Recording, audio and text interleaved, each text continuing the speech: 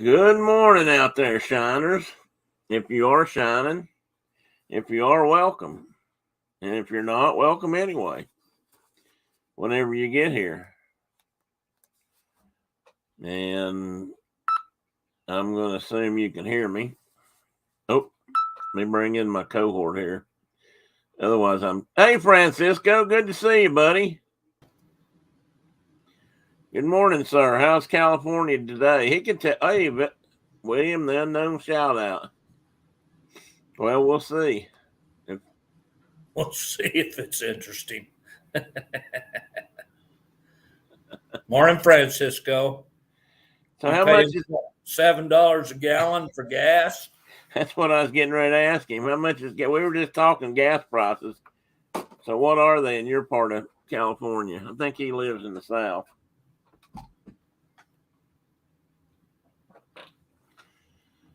This is that pen I was telling you about. Cool. It's a Pelican pen. I got it working. All I had to do was soak it in some hot water, warm water, and rinse it a bunch of times, and flush out the little ink chamber, and now it's like brand new. I can write with it and everything, just like I never laid it down. Sort of. Oh, I thought I was coming down with a cold this week. We got him. I heard somebody in your background there trying to hack up a lung a minute ago. Yeah, Shauna's got it. I started it yesterday, so. Oh, that's good. It's nice to pay. Hey, Brenda Pruitt. Good morning, ma'am. Brenda Pruitt. That sounds like an Appalachian name. It could. Well, I don't know. Well, it sort of is. There's a story about it. The Pruitt part. The Pruitt part is, yeah, for sure. The Brenda part probably is too. She was sort of named after her aunt Glenda. if you get the comparison there. I had 6 squirrels out here a few minutes ago. That's probably if you saw me get up. Six squirrels. I had 6 squirrels, counting one on the ground. Did you get any marked? No, I can't get them. I couldn't. I don't have the door unlocked right now. I got something pushed over in the way. I just said hell with them. I let them go. It's gonna get bad here though, because I had a starling out here this morning. Uh-oh. Brenda said I had a couple. She looked out from upstairs. War is about to be declared here in Tennessee. Well, I put out 3 soot cakes yesterday. I may not ever buy this flavor again, but they literally, the starlings came in and literally ate 2.5 of those seed cakes in one afternoon. Wow. So, and it wasn't magpies. It was just those darn starlings. So yeah, I declared jihad on them a long time ago. Well, me too, but we honestly haven't had any. We don't see starlings right here much, or we haven't. Well, that's good. Occasionally, I don't know why. I can't explain that, but I don't see many of them. And it's Aunt Glenda, not Glenda. I thought it was Glenda, or whatever I said. Well, I was going to say we have had a Glenda in our clan, and she's gone. But which side of the family was that? Well, it was on my stepkids, their grandma. She was a Glenda.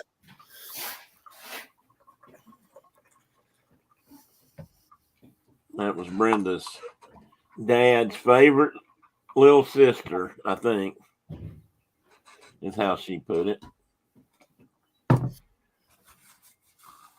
Yeah, the bad thing about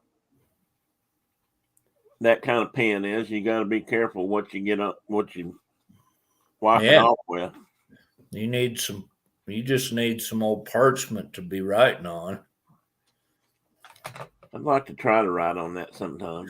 There's a character up in I think they're in Pennsylvania. No, they're probably in New York that make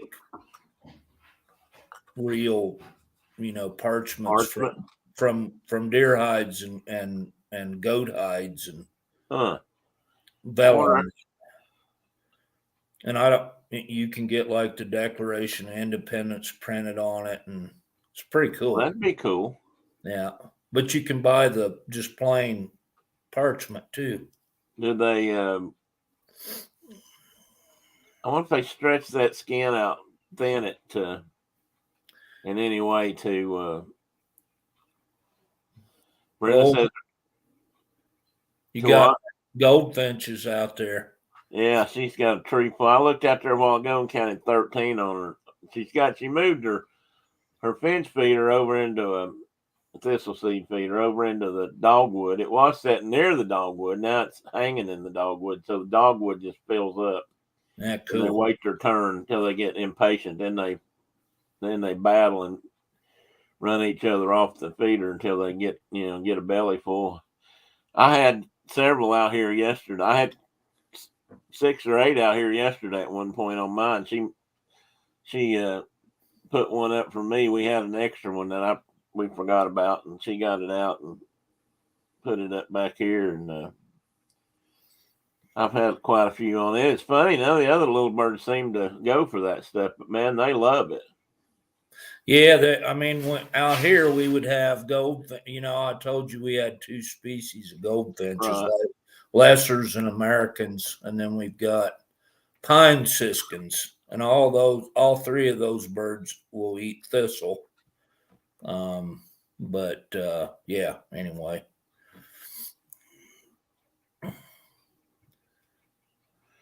Why are you going to swap with me today? That's news to me. What if I don't agree? We didn't negotiate on that or anything. I think mine's bigger than hers.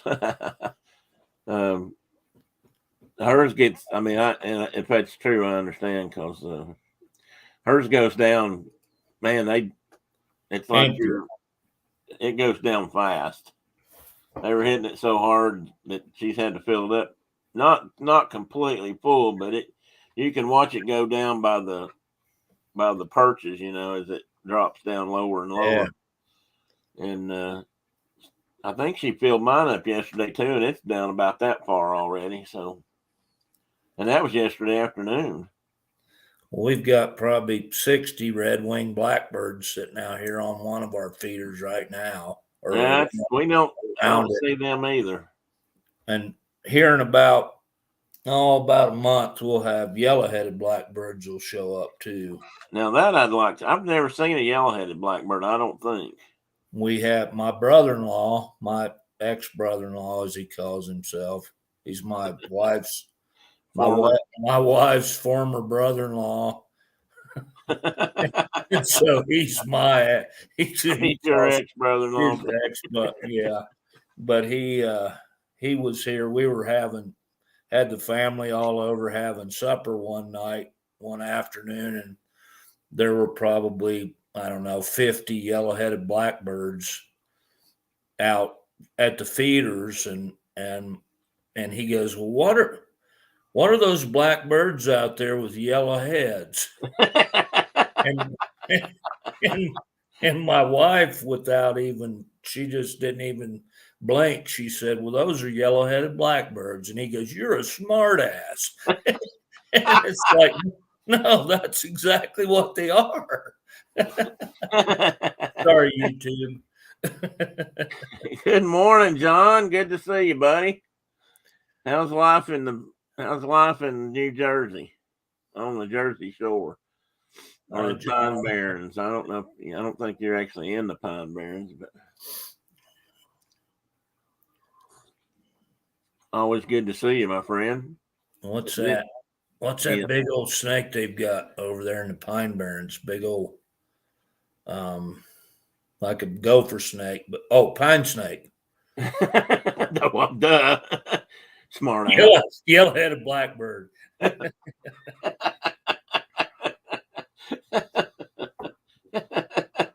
you're a smart ass. I got what have I got out there right now?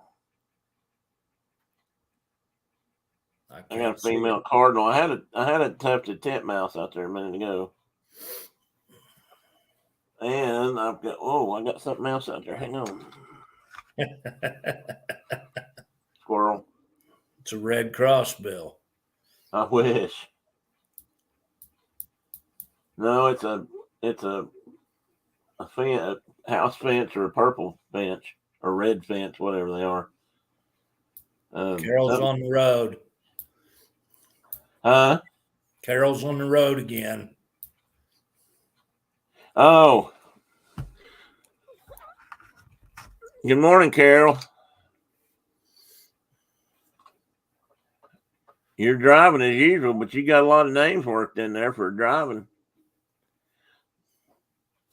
Pine snakes and eastern black racers. Yeah, I've never seen in person a pine snake. I'd like to see one of those. You haven't? I've been bitten by hundreds of eastern black racers, but yeah, they are a bit. They're bitey. Yeah, they are. leave a few teeth in your hide when they jerk away too. You remember those we run into over at Land Between the Lakes that day? They were scooting through the leaves under the. Oh yeah. God, those things are fast. Oh me, and they are. They're Well, we had that. We run into that the same day we met the man with the knockler. We were down on Piney Creek there in Arkansas, and that great big coach whip with the back half of it was pink. And I was trying to grab that snake, and I'd grab it, and it'd turn around, bite me, and I'd drop it, and it'd turn around. And anyway, I got bitten lots of times and never did catch him. Yeah, that's the thing about some of those snakes. But if you're going to be an idiot, you might as well go full bore. Yeah, you might as well be an idiot to the max. Yeah. John, you grew up in that. Did you ever get bit grabbing pine snakes or black racers by the tail? Pine snakes ain't so bad. I mean, they're kind of like a rat. I mean, they are a rat snake of sorts, but they're not nearly as aggressive. Not that I've never been bit at by a rat snake, but those pine snakes are like really closely related to our bull snake out here. Are they? Okay. Yeah, and they're. As snakes go, you can pick one of them up generally, and they just it's like they'd been a pet their whole life. They're just rarely do they bite. Or at least bull snakes are that way. I don't know about pine snakes. So, what do you know about that, John? Can you fill us in on that? Any New Jersey snake lore? I can. These days are long gone, I'm afraid. But you know this. You've probably caught these too. But I mean, we used to catch 5 and 6 foot rat snakes all the time growing up, or black snakes as we called them back then. And most of those weren't that hard to handle, really. But you don't see them that big anymore. Last time I saw a really big rat snake was the day I believe it was the day I got eat up by yellow jackets up at on Norris. That snake. I don't think the two actually were our favorite wasp. Yeah, our favorite wasp. I hate those things. But that big old rat snake he was crawling through a rock pile, hunting, through the rock pile. And I think I caught him and then let him go. But then later that day is when I got eat up. They tried to. He says he's never been bit. Well, that probably means I won't say it means he never grabbed one, but rats are. Somebody asked me how many snakes had bitten me in my lifetime, and I'm like, you get thousands. I don't know. Tons of garter snakes here and copperheads, yeah. We got a few of them down here when you can find them. Along the Appalachian Trail, that would fit. We've handled a few of those too. Yeah, I haven't seen a wild. Of course, I ain't seen wild much anything in a couple of years, but I just haven't seen that many copperheads or rattlesnakes, either one, in a long time back here. I mean, they're here. I'm sure they still are, but I think they've gotten really scarce. Yeah, I think they've about been killed out. The pressure, a couple 100 years or more, 300 years of killing rattlesnakes and copperheads. Yeah, has done them in that and development. Yeah. And that's usually when a bunch of them get killed too, when they come in with bulldozers and knock over all the rock piles and down timber and such as that. Well, and rattlesnakes are so, especially timber rattlesnakes they're very specific on where they den, and when they destroy that den site, they're gone. Yeah, they don't go to a new den. They don't exist anymore. Yeah, people don't realize that. Of course, most of the people that are going to kill them don't care one way or the other. Yeah. Hang on, I seem to have acquired a new tint. A new what? Color. It seemed like I was turning red there. Yeah, well, I'll live with it. Brenda wondered if he was in a fossil pile. Oh, yeah, that's what we're supposed to be talking about. Well, we are going to get there. I was waiting to see if anybody else showed up. I figured snakes can keep people occupied for a little while. Dean! Oh, I'm sorry to hear that. You had a lot of color and interest to the room.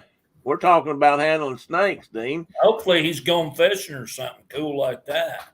That'd be good.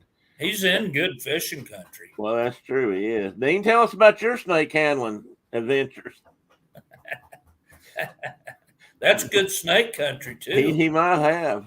Yeah, it is. Right. The coolest snake down there is, or used to be, to me, was the black indigo snake. Those things are really cool, but they're getting pretty rare too now. Yeah, I guess I brought one the Panhandle still has them. Huh? The Panhandle still has a pretty good. Yeah, that would make sense. But that guy brought some to our scout troop. Under a town. Do what now? I said that's the only part of Florida that ain't under a town. Well, that's true too. Besides the Glades, and they're partly. I had a guy brought some snakes to a scout meeting one time. I had to teach us a little bit about snakes, and he had a big indigo snake. The thing was, in my tender years, that was a huge snake, but it was pretty big. It was 7 or 8 feet long. Yeah. Seemed like it was about that big around from head to toe, or head to tail. And he was messing around with it. And we met in a church building, and that church had baseboard heaters. He let that snake get loose or did something, and it got up in one of them baseboard heaters. We never got it out. That's funny. You were handling snakes in a church. I never put that together. That's a good point.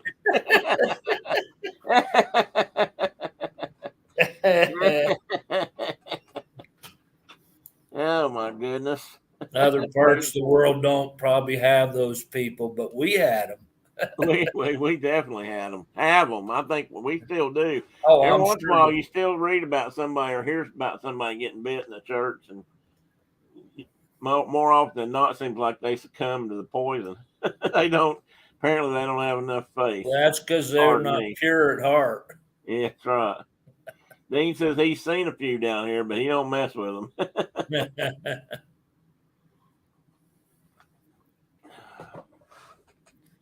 Oh, me. Dean, do you have to work today? He was off for a little while, but he's back to work, I think. Maybe not. Correct me, Dean. You tell me if I'm wrong on that. I saw him dancing a jig with somebody at work the other day on YouTube, on the internet, but I don't know if that was old or new film video. There's a few, yeah, you got some interesting snakes down there. I mean, you got your basic coral snake, and you got eastern diamondback rattletail snakes, and big old cottony mouse, and I don't know what. Well, and you of course got the exotic species and the glades. I don't know if there's any other. I guess that's the only. I guess they kind of run the gamut on poisonous snakes. They got little pygmy rattlesnakes. Well, true. Well, we supposedly have them here too in places, but I've never seen one. And if you do find one, at least the last time I looked, you're supposed to report them to the state so they know where they are. But I don't know. That may be more in West Tennessee anyway, where they got other kinds of snakes like cottonmouth. Right. I tell people that all the time. They used to tell me about all the cottonmouths up here, and I hate to break their hearts, but I hate to keep telling them there ain't no cottonmouths up here. I guess it's a good thing cottonmouths are so ornery. People be carrying them back up here and letting them loose like they do carp and, strange bass and everything else. We had a few in Arkansas. Yeah, you had a few in Arkansas. You had more than a few in Arkansas, my friend. I've never seen such a mess of cottonmouths in my life as that place out there had. I never even realized they were such a cottonmouth plethora, or not plethora, heaven or whatever. I don't know. There was a lot of them out there. Every time you turn around, it seems like there was one laying somewhere.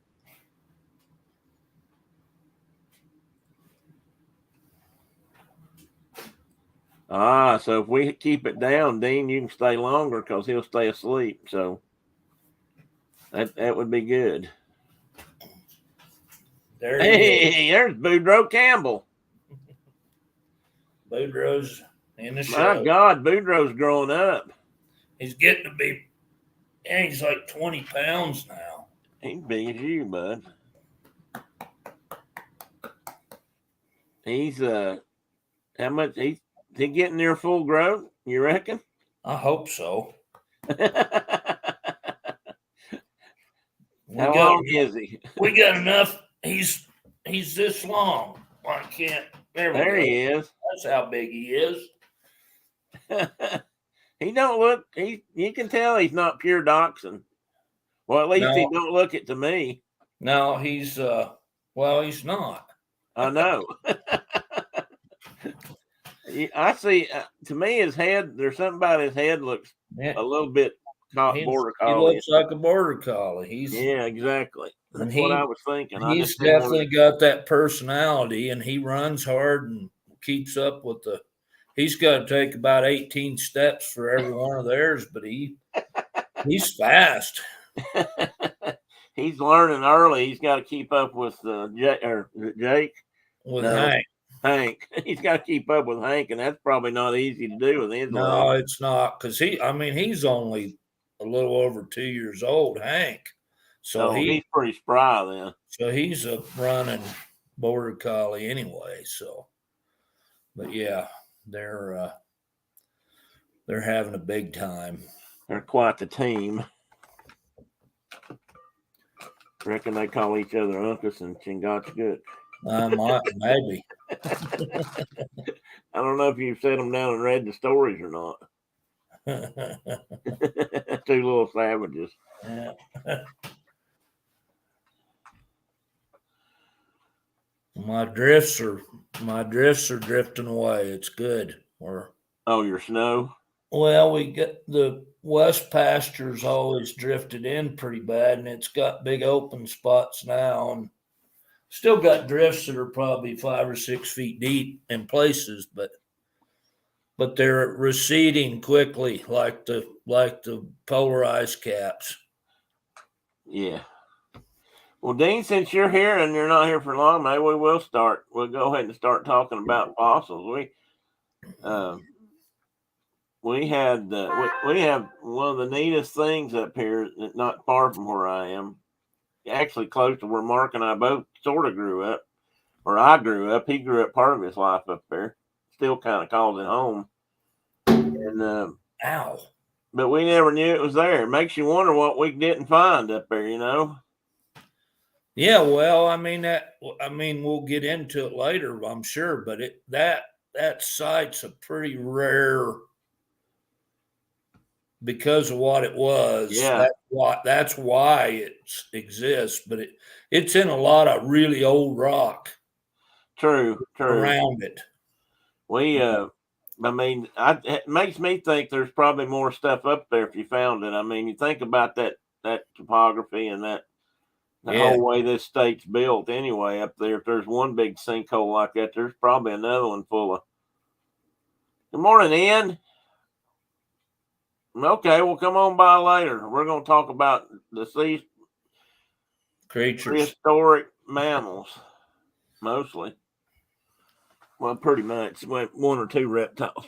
But I tried to find, and I'll talk about this too, but I couldn't. Last night, real quick, I was trying to finish up something, and I couldn't find a good picture of one of those Volkswagen-sized turtles to put on there. But they've got them. Anyway, let me, Carol, if you're still listening, tell me how long before you might be home if you're going to be, and I'll see. I don't want to get too far ahead if you're coming back if you're going to be back on the stream.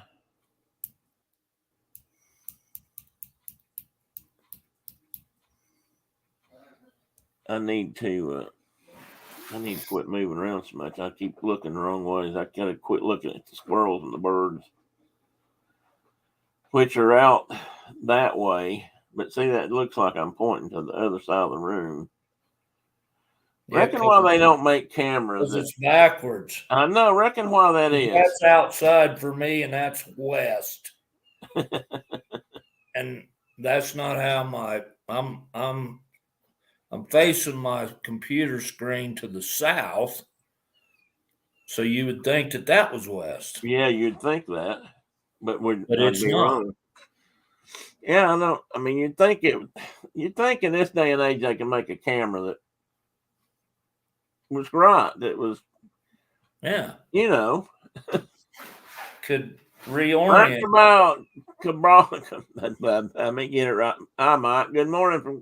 Good morning, Canada. 10 minutes, Carol will be here. We can wait 10 more minutes.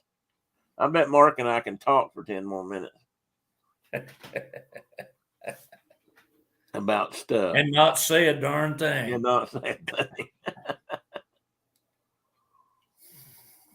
That's not true. We do talk. We say a lot of things. They may or may not be pertinent or relative to the moment or to anything else in general, but yeah, Carol's, Mike and Ian and anybody and John, whoever's in here, Carol's on the road right now. She will be with us. She said in about 10, so that'll be good. We usually pick up a few more as the day goes on, but I'm going to wait a few minutes before I kick off. See, I'm looking that way, and that's not right. It should be this one. That should be. I don't know. Whatever. It's that way. Whatever that means. Oh, did I say I was trying to get a cold? You said that too, though, didn't you? Yeah. Yeah, the wife. What's the temperature out there? Oh, it's getting up into the 40s during the day. This week, it's been nice. When the wind, we've had some wind, and so that drops it back down a bit. But if you're out of the wind, it's pretty pleasant outside right now. Mike, what about up your way? Can't remember exactly where you're at up there, but I don't know if there's many places up there that aren't cold. At least, this time of year. Wow, 40, he said. Yeah. And that's probably It's like summertime. He can understand that. It has been in the 60s here. +1 in Mike's country. Is that +1 Celsius or Fahrenheit? Don't matter. Well, it does, kind of. They get down to -1, and that's like in the 20s here, and that don't seem too terrible. But when you say -1, it sounds damn cold to me.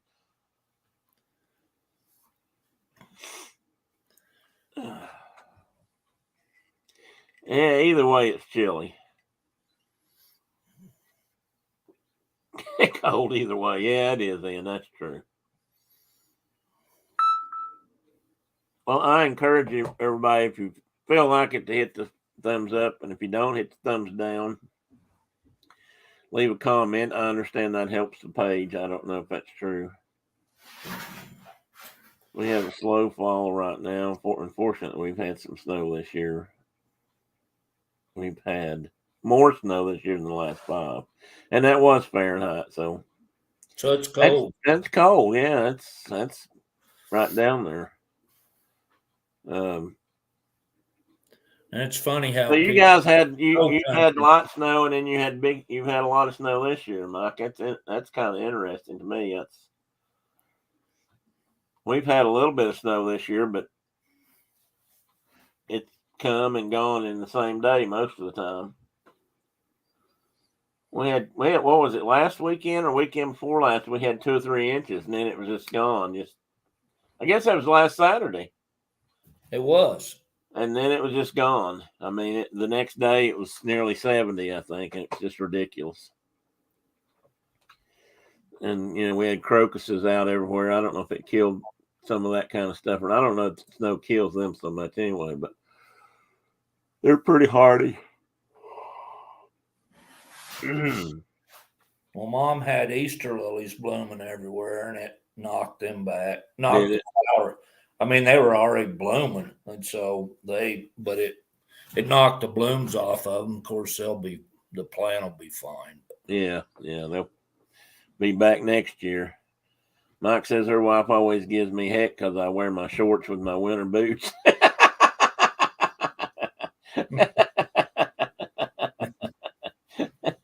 I get heck for that, not for winter boots, but for somebody was getting on me not long ago for wearing a t-shirt outside, and they thought it was really cold, and here it wasn't really cold. To me, 30 something degrees is not really cold. Even though my wife thinks that I've turned into I guess an old man because I fuss about being chilly, but I'm just sitting around doing nothing. Sometimes I am. She keeps the air conditioner on 12 months out of the year if she had her way right now. And she used to just be completely the other way around. I hear her footsteps. She's coming down here. What do you got? Oh, thank you. She brought me something for my sniffles. Thank you.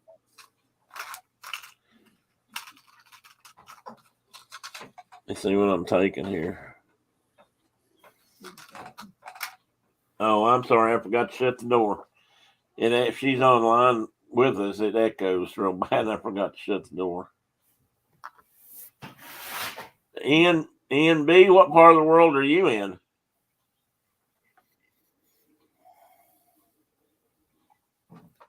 If you say Florida, then short year round is kind of a no-brainer. Despite the fact that everybody down there has been freezing this year. He ain't in Florida because he gets snow. Ian? I know Mike's not. He's in Canada. Well, Ian's not either. It's been snowing since December. Oh, I missed that. Sorry. Oh, he's in Denver. He's in Denver. Remember, he's in Denver. Yeah, okay. No, I don't remember, but I don't remember a lot of things I did yesterday. Well, they didn't even have any measurable snow one time till December in Denver this year. Yeah, it was like the latest ever, wasn't it? And then we We've had less than normal, but I'm okay with that every now and again, except it makes it dry. Yeah. It's hard I don't get. You guys need the water, so My pasture doesn't come on good if we don't get lots of snow. So I'm going to set up my images. Did you get any of that stuff I sent you? Yeah. Okay. I responded to you. You did? Yeah. When? This morning about 6:30. Oh, well, maybe 6:15. Yeah, I might not have seen it then. I might already been off and on by then or on that. Well, I don't see it on there. I was just looking at your oh, there you are. Looking at those charts you'd put on there, those timelines. And the one oddball one, wasn't oddball, but it just had critters were better on it. Right. I think I got that. That's the one I used, I think. And so I'm going to set this up. Let's see here. Carol's home. Carol's home. Hey, Carol.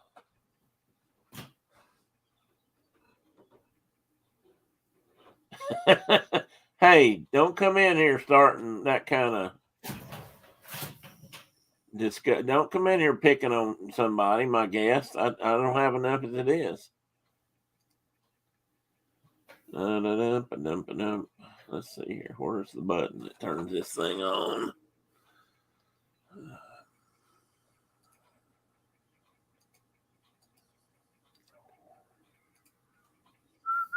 Bear with me, guys. It is a here we go. You know me, it's a new thing every day. I don't want that.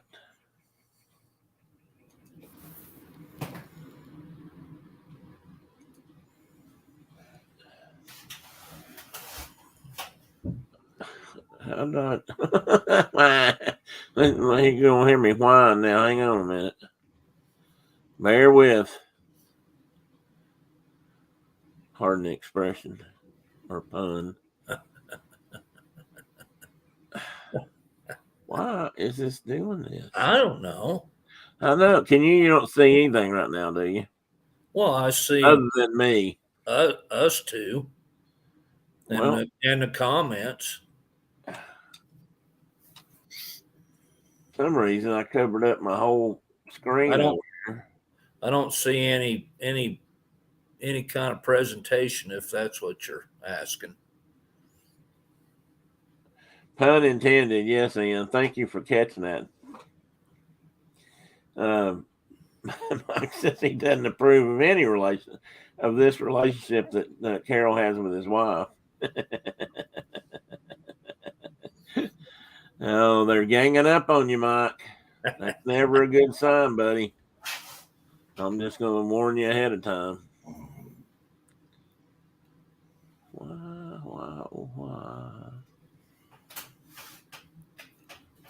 All right, let me see if I'm going to try to set this up and do it right.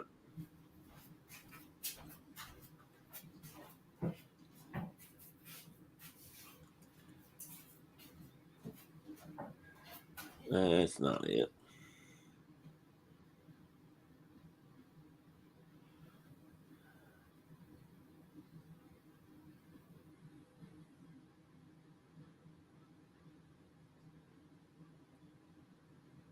I booted myself out, guys. Sorry about that.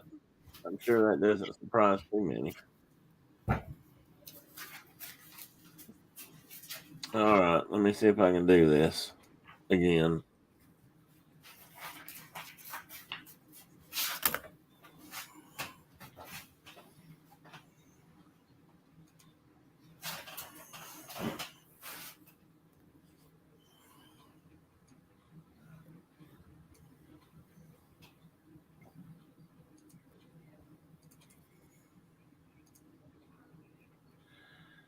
All right.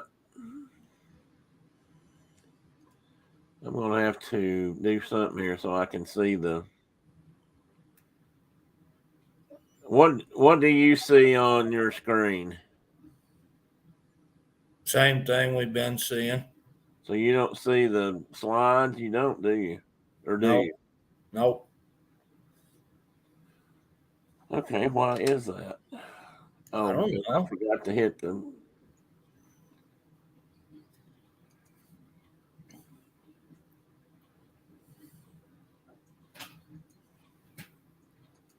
I'm trying to decide what photos Carol's, my kid, all my children's. Oh, they're behind you. All right, now let's see if I can turn my slides on. There they are. Now I see stuff. Yeah, but I want it to be more bigger than that. Well, you probably have to play the slideshow. I do, but when I hit Now that, you're it does. doing there. Look there. It's right there. Is it just? Can you see both now? No, now you went back to that. See, what I want you to see is over here on the wrong page. That's the problem. Now we're just going back, doing that like stacked up forever and ever and ever view. Oh, God. I'll tell you what. Let me start all over here. We're on the screen like 14 times. Yeah, I gotta fix that. I think. Bear with me. Oh.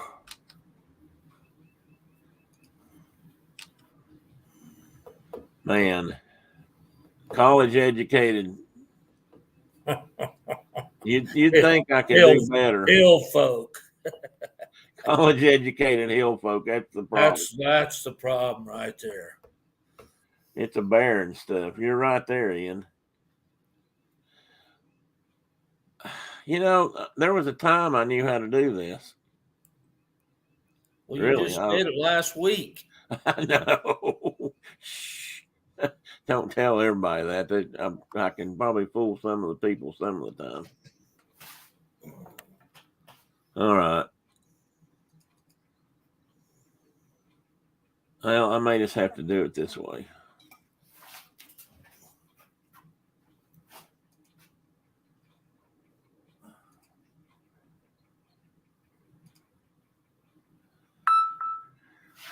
And I need to back up here.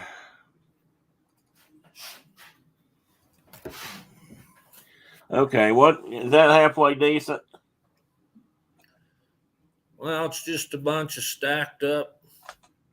Oh, you're not playing the slideshow. It's all I see is a bunch of stacked up stuff. I know. I don't know why.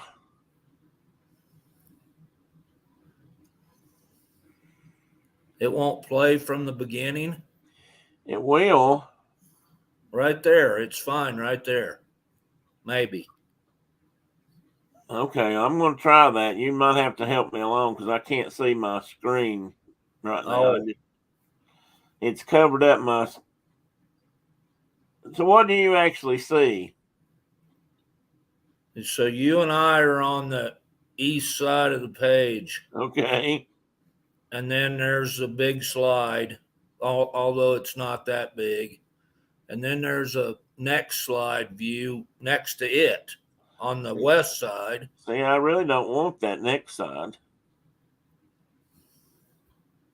That's what I'm trying to avoid. Hit that one of them deals. Hit that deal. No. That one next to it, that square thing. See if what that does. No, that just made it smaller. Yep. And put some kind of deal on it. Anyway. About captions. I don't need no stinking captions. Two hill boys trying to figure out a computer. That ain't right.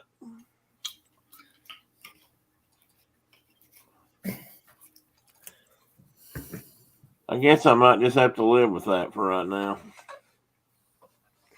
I didn't really want both slides on there, but anyway, I'm still supporting Ukraine, as you can see. And now I can't make. Well, it's tough. It's yeah. That's probably as good as you're going to get it right there. Yeah, it probably is. And this way I can still see you and I can see the chat. So thanks, Ian. Well, that's what I was trying to figure out, Carol. I'm going to be honest with you. I'm using a new version of PowerPoint, and it's not apparently the same as what I've been used to using. So it's while it's probably not a good excuse, that's the only one I got right now. Oh, wait a minute. Here's something. Presenter view monitor.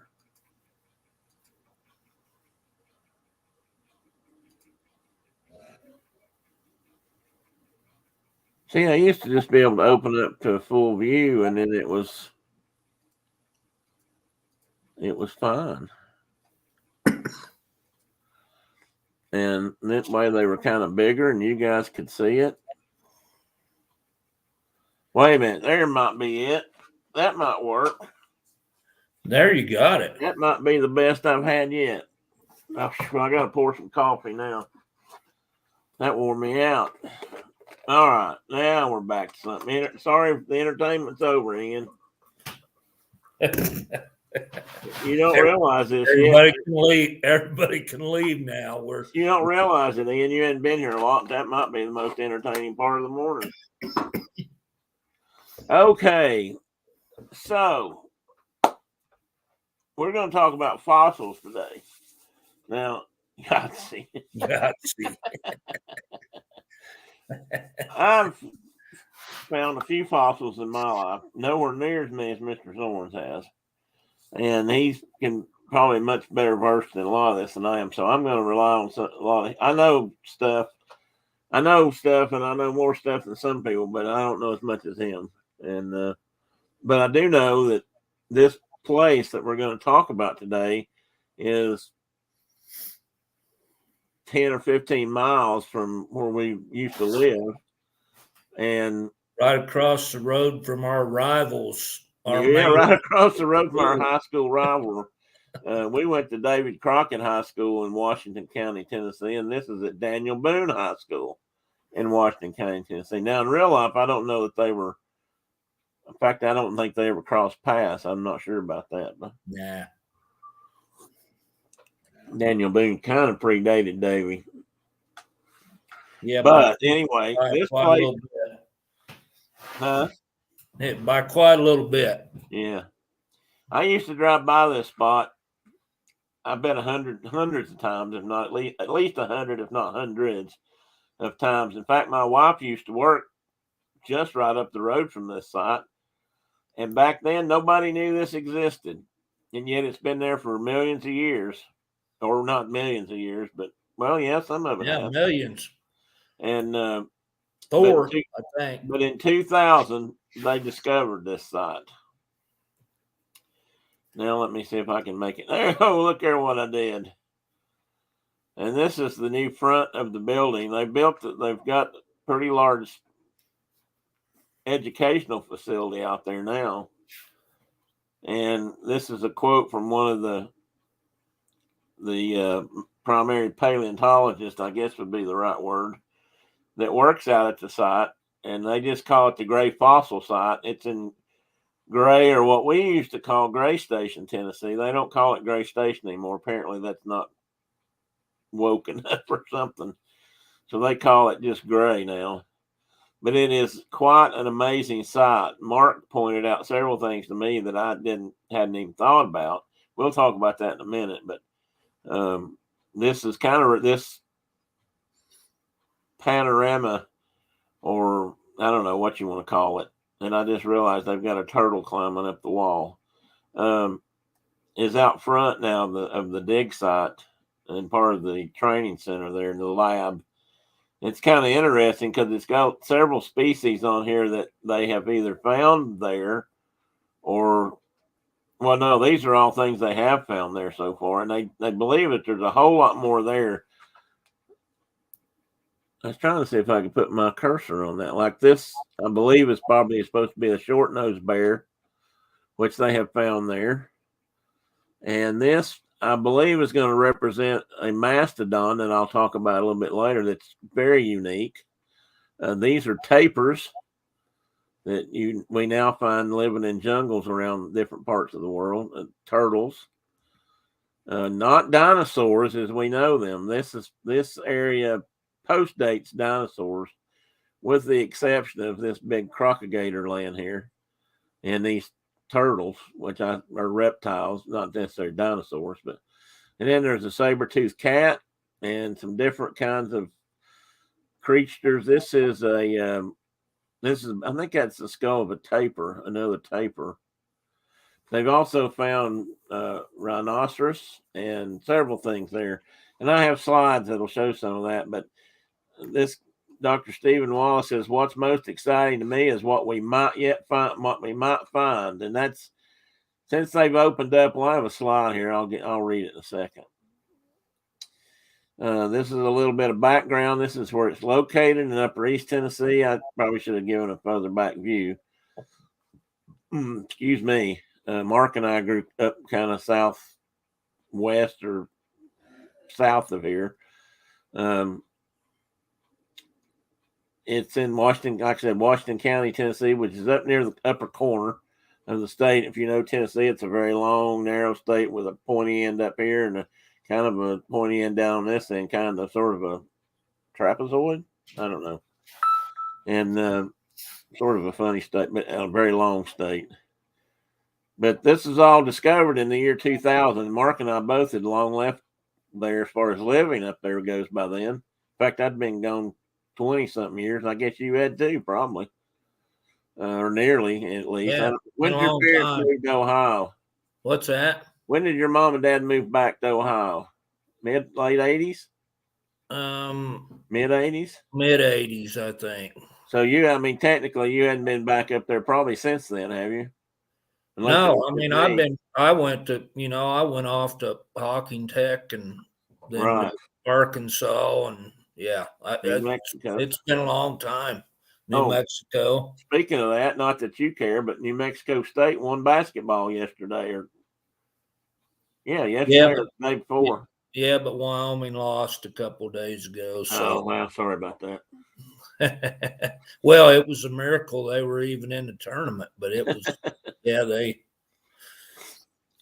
So anyway, this site was in 2000. The DOT, the Tennessee Department of Transportation, was working on widening the road that runs in this area, which is pretty heavily used because the high school, it's a cut off between Jonesboro and Gray and the interstate over there, what's now I-26.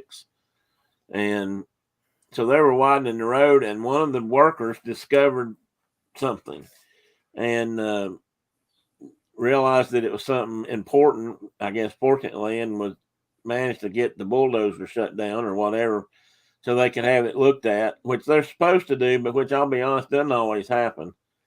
And they discovered what was there. And that link in the page, you should be able to click on that. Well, if you can't, I'll send that to you if you want to. That's the actual site for the center and has a lot more information. I did borrow a lot of my photos and things from them.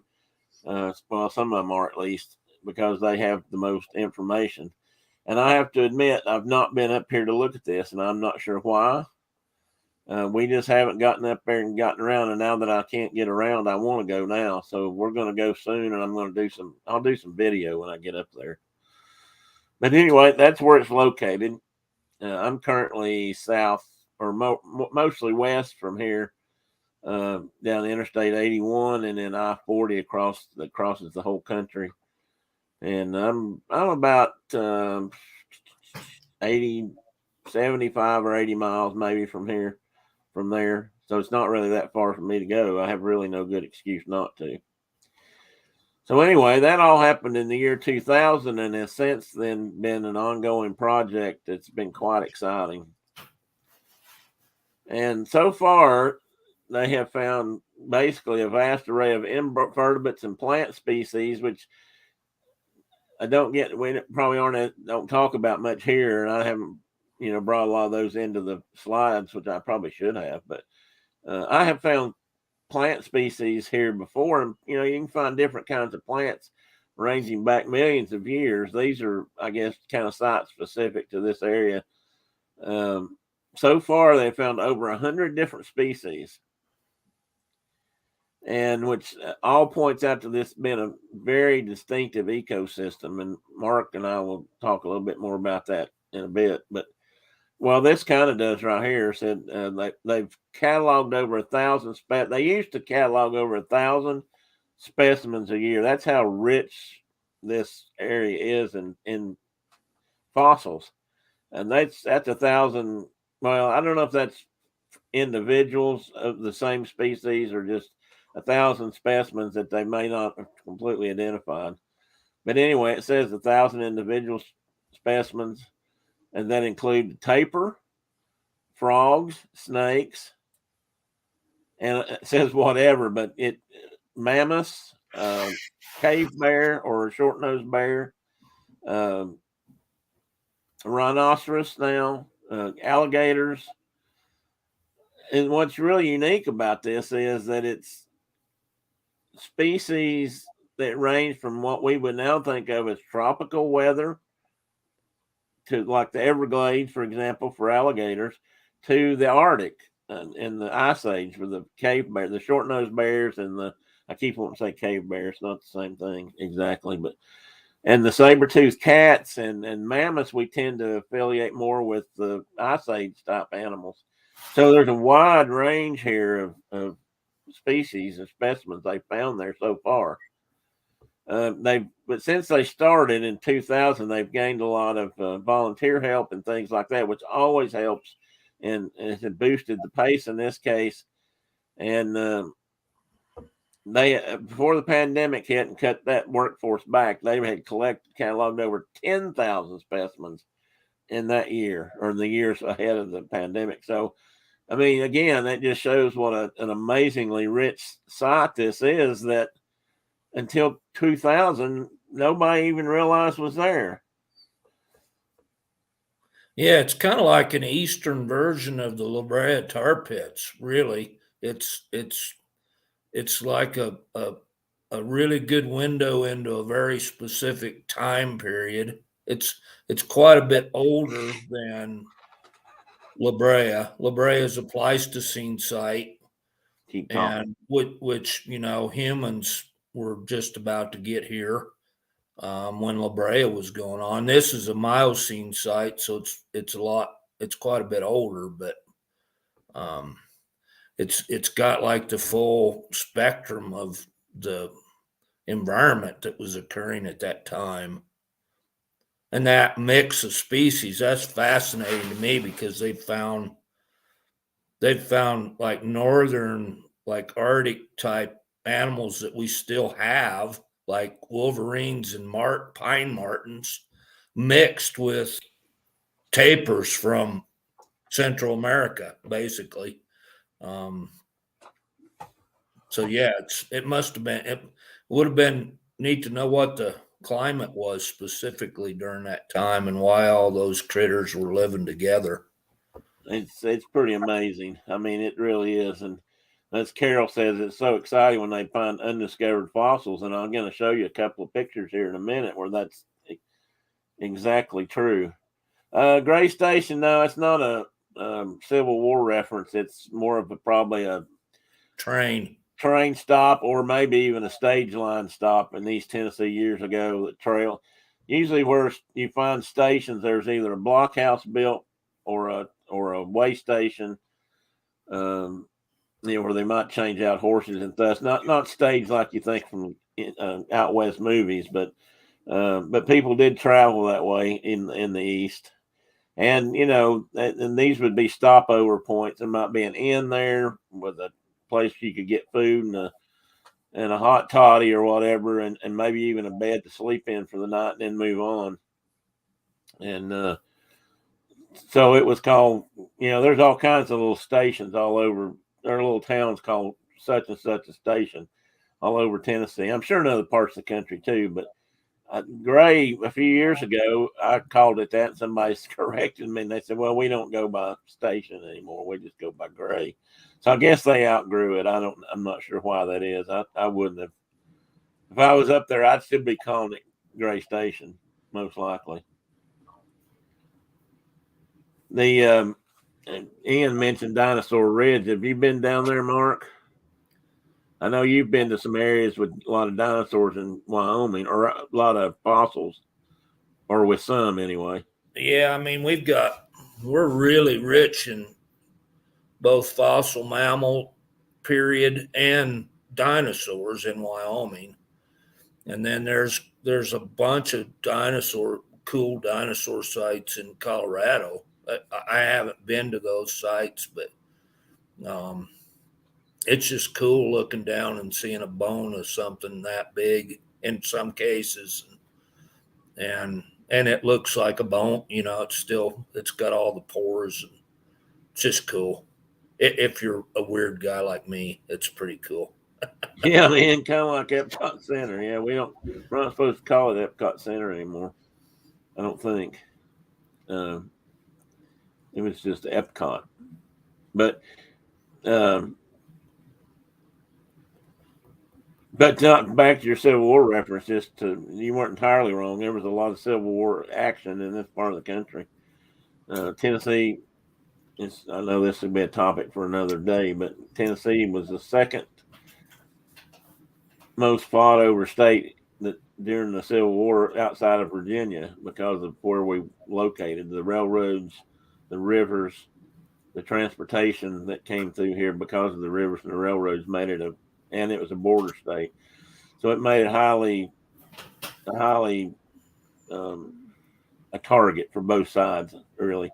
And the part of Tennessee where I grew up and Mark grew up was actually a Union part of the state. And then the middle to western part of the state was I think Confederate. Got blew off a stand. Was Confederate, but this part up here was Union, and we might talk about that too someday. I've got there's some good books out there about that part of the world, and it's what's funny that people like fly Confederate flag like it was something special here, but chances are you'd have been shot for flying it around here. Anyway, moving to the next slide. I think Nickajack, the state of Nickajack, that they were going to form for the Union. I think that technically means squirrel.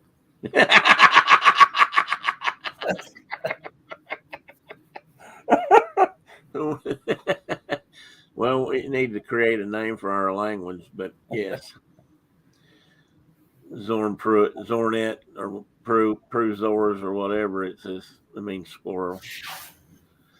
And anyway, so they're inviting people now to come in, and they have a fairly, I don't know if it gets a lot of traffic, but there are quite a few people go there. The other bad part about this is for a while I worked in an office up there off and on that was just a few miles down the road, and I still never had time to go down there. And so they're inviting people in, and this is all, pre-human to when humans started showing up in this part of the country. So I just pull this from their slideshow to kind of give you an idea of what they're doing to encourage people to check it out. And here we're going to start getting into the time period and whatnot. Excuse me. This is, I don't know, this might be confusing. Maybe not. I'm hoping it gives you some idea, but and you can't see my hand. Maybe you can see can you see that cursor moving around? Oh yeah. Well, you can kind of see down in here is where and they do find a few things from this area. And like I said, they found gators here, but not really dinosaurs. And of course, different kinds of plants through all these different periods. But basically, this is Miocene period, if I'm not mistaken, or right at the edge of the Pliocene. They think they talk about 5 million years ago. It's when some of this stuff dates back to, which to me puts it right in this borderline area, kind of between Pliocene and Miocene. But I don't know, Mark. Which one would you think? I think they call it a Well, Miocene. it's right there on. It's a Miocene site. Okay, that's It's what I thought. 4 million years, and we didn't show up as a species to North America until the late Pleistocene. If you buy into the thought, they've pushed that boundary back to 15,000 years now. People coming across on the land bridge and maybe other routes along the coast. But we're pretty much a Holocene, which is that upper deal. That's kind of where humans fit into the picture. But so this site's way older than people anywhere in the planet. Right. And I don't know if you probably can't see it as well, but this top, the Holocene or Holocene or whatever period of I can't even read it. I have to put a line through it, but if you look real close, you'll see there's mammal skull, looks like a saber tooth or a bear, but right beside it is an arrowhead or a flint arrowhead of some sort, and which Mark probably made and hid there so they'd find it. Yeah. But anyway, this slide shows that, but I also wanted to point out over here to the left, in this lower corner, that where my arrow's pointing there, that skull or that fossil is the fossil they found that stopped the construction project. Rick Noseworthy found it, and that was basically stopped the construction. And then once they did, they brought some archaeologists and paleontologists or whatever in and realized how important this site was. So that stopped part of that road. They completed the construction project, but they moved it over and were able to finish that.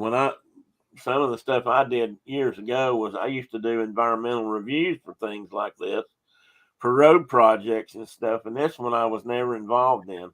I wish I had been. I wish I could have gone up there and looked around on this site.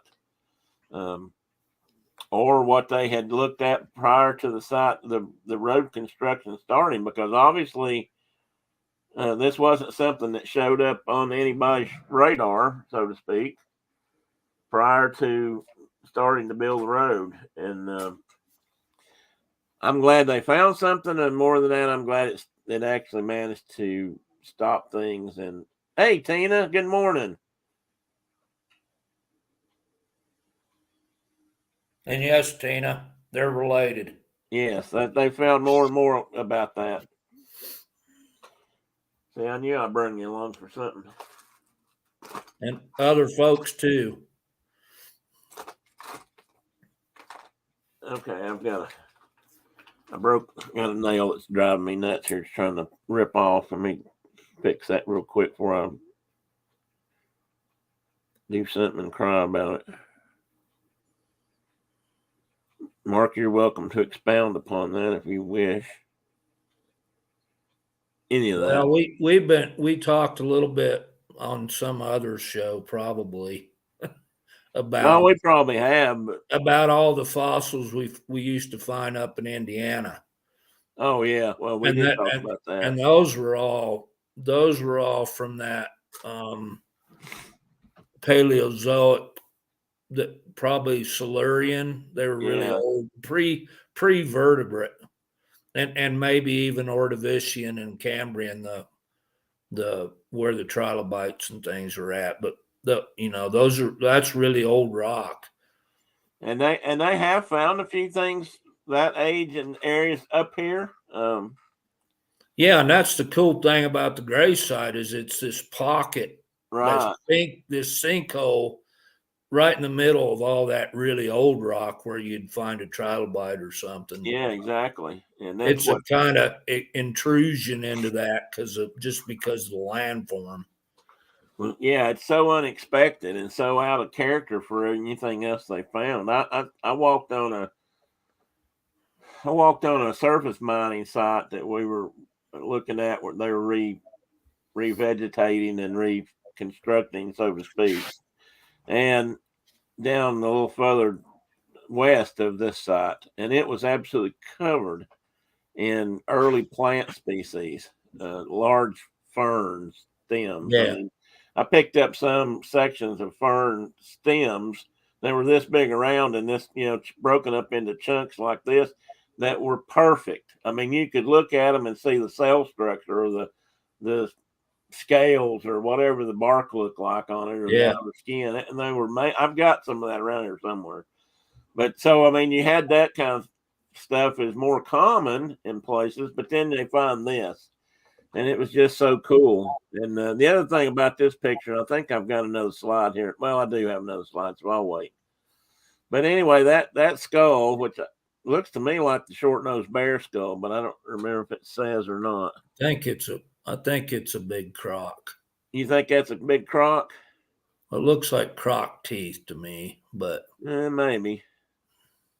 I didn't think the shape looked right, but it could be. It's broke off and the nose is gone on it. Well, that's true. Here's a little bit more about how things happen, kind of the water hole that formed about 4 to 5 million years ago, and then these ice age mammals began to flourish and move into this area. The bear and back there's some hidden mastodons, and then humans wrote. In this case, they're saying about 15,000 years ago, give or take some, I'm sure. And if you really look close, you can see that there's a difference between those woolly mammoths or mastodons back there compared to the ones up here. And then, 2020 years ago, they found this site out here working on the road. And then I've got a little bit more informative kind of stuff, talking a little bit about early humans. And this is stuff I took off their webpage, or this another quote. This is actually part of one of their interpretive signs they've got up, and talking about the Paleo Indians and whatever was left of the Ice Age mammals. And William Moore wrote a good, interesting book one time about possibility that some of these Ice Age mammals were still here 400 or 500 years ago. But they haven't found any human stuff at this site. Not that I'm aware of. No, they have not. I mean this site's way. Oh yeah, it definitely predates human activity. And it's just and it's just such a rare event to become a fossil to begin with. True. You think about the odds of that. I mean, you gotta be buried pretty quickly, and you gotta be buried in an anoxic or oxygen free zone to even become a fossil. And this was a deep boggy sinkhole that, just like at La Brea, it was critters got trapped here because of the substrate. They fell down into the hole and couldn't get out, and sunk down in and got oxygen deprived and all that stuff, and they became fossils, just like out in the tar pits, kind of a bit different. Hey, Shelley, good morning. Good to see you. I'm just kind of a neat spot. And Diana G, good morning. And I would, again, I'd like to say, I hate to ring the bell or be an advertisement for myself, but if you like the show, hit the like button, and if you don't, hit the don't like button. That'll get me some input too. And leave a comment if you find something interesting or have a question that we don't answer. Feel free to put any questions you have in the chat, and we'll try to get to them. I just thought this was an interesting juxtaposition when we think about, early humans. When they did get here, they hunted these animals in a different way than these folks sitting here in the dirt hunting them now. It's it's just a big change. It's a circle. It's a circle. It is. And this is a little bit more about the exhibit they have there. I was just trying to show some of that before we dove into some more fossils. But if you go up to the site, this is what part of it at least looks like as you go in. And I thought this was an interesting quote about entering the late Miocene forest, and the plants and animals are here now extinct. Others are still around, but not in eastern Tennessee. The remains of all are preserved at the gray site. enabling scientists to reconstruct a fascinating community, which is what Mark's been saying. You know, all these animals that are across the top of this sign over here, it says back to the Miocene, are represented in this hole in the ground, or this place they've discovered up there. It's just quite amazing. Yeah, it's a whole different hunt, Tina. They needed your hounds. If they'd had your hounds, they probably could have caught more stuff. And these are the kind of the tools of the trade today. The different, back then, when humans did get to this area, they were hunting with spears and I don't know if they had bows yet or not. Mark could probably tell me, but rocks and flint knives and that sort of thing, and maybe atlatls. But this is what we hunt with today: stone hammers and chisels and brushes and magnifying glasses and trowels and safety glasses. I just now saw those. And just all kinds of little tools. And if you've ever been on a site like this, it's these guys go to painstaking efforts to clean these rocks and make sure they don't lose anything if they can help it. They chip away, but once they get to the fossil, it starts becoming brushes and different kinds of tools. A hammer almost becomes the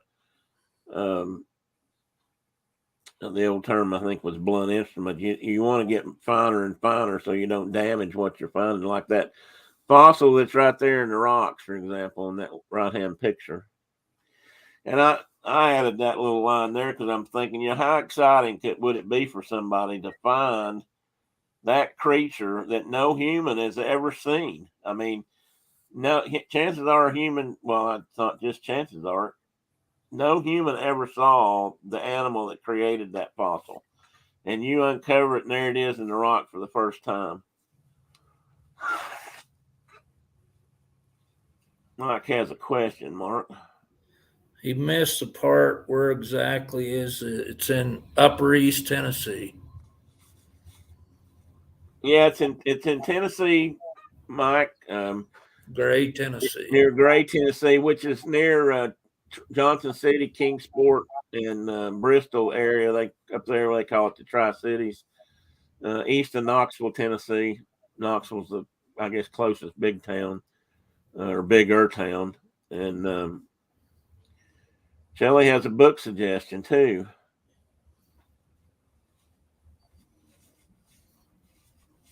I'm not familiar with that book, Shelley, but I will look it up.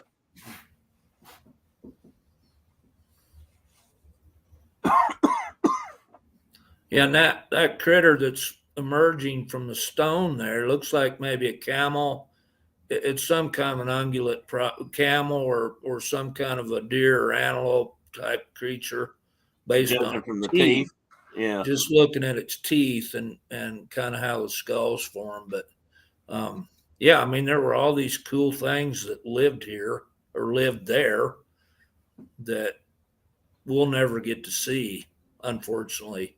Other than like this, thank goodness. Other than to reconstruct it, we'll never know what color it was or what it looked like, other than its skeletal structure. But and the cool thing about all of these sites now and the people that are working on these sites currently, in the past it used to be you'd go even at a site like La Brea, they were kind of headhunters. They went in there and they looked for the coolest, biggest, coolest creatures. Yeah. And those were the things that were excavated and removed and preserved in some manner. And a lot of the stuff around it was kind of ignored. It was all the little stuff, all the mice and snakes and insects and things. And now that humans are doing a way better job at trying to get a full picture of what is going on. Mark, I put that back up in case anybody wanted to catch that name, that title of that book and the author. Mark, I got to step off the screen a minute. You go to commercial break or tell a funny joke, and I'll be right back. Okay. Well, I don't have any funny jokes, so. But yeah, the folks are, like I said, they're doing a much better job at trying to describe the entire environment that occurred at those sites. And some of those little things are probably as important or more important than some of the bigger fossils that they find, mammoths, and et cetera. So.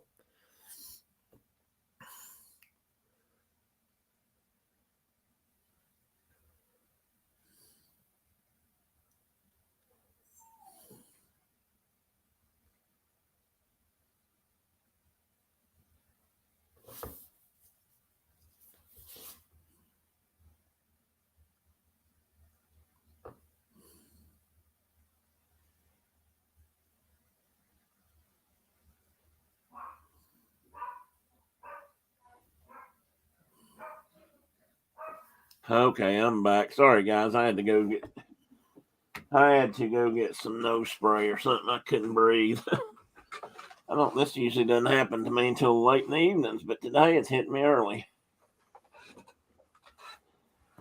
Yeah, and Brenda, the area code up there is still 423, if I'm not mistaken.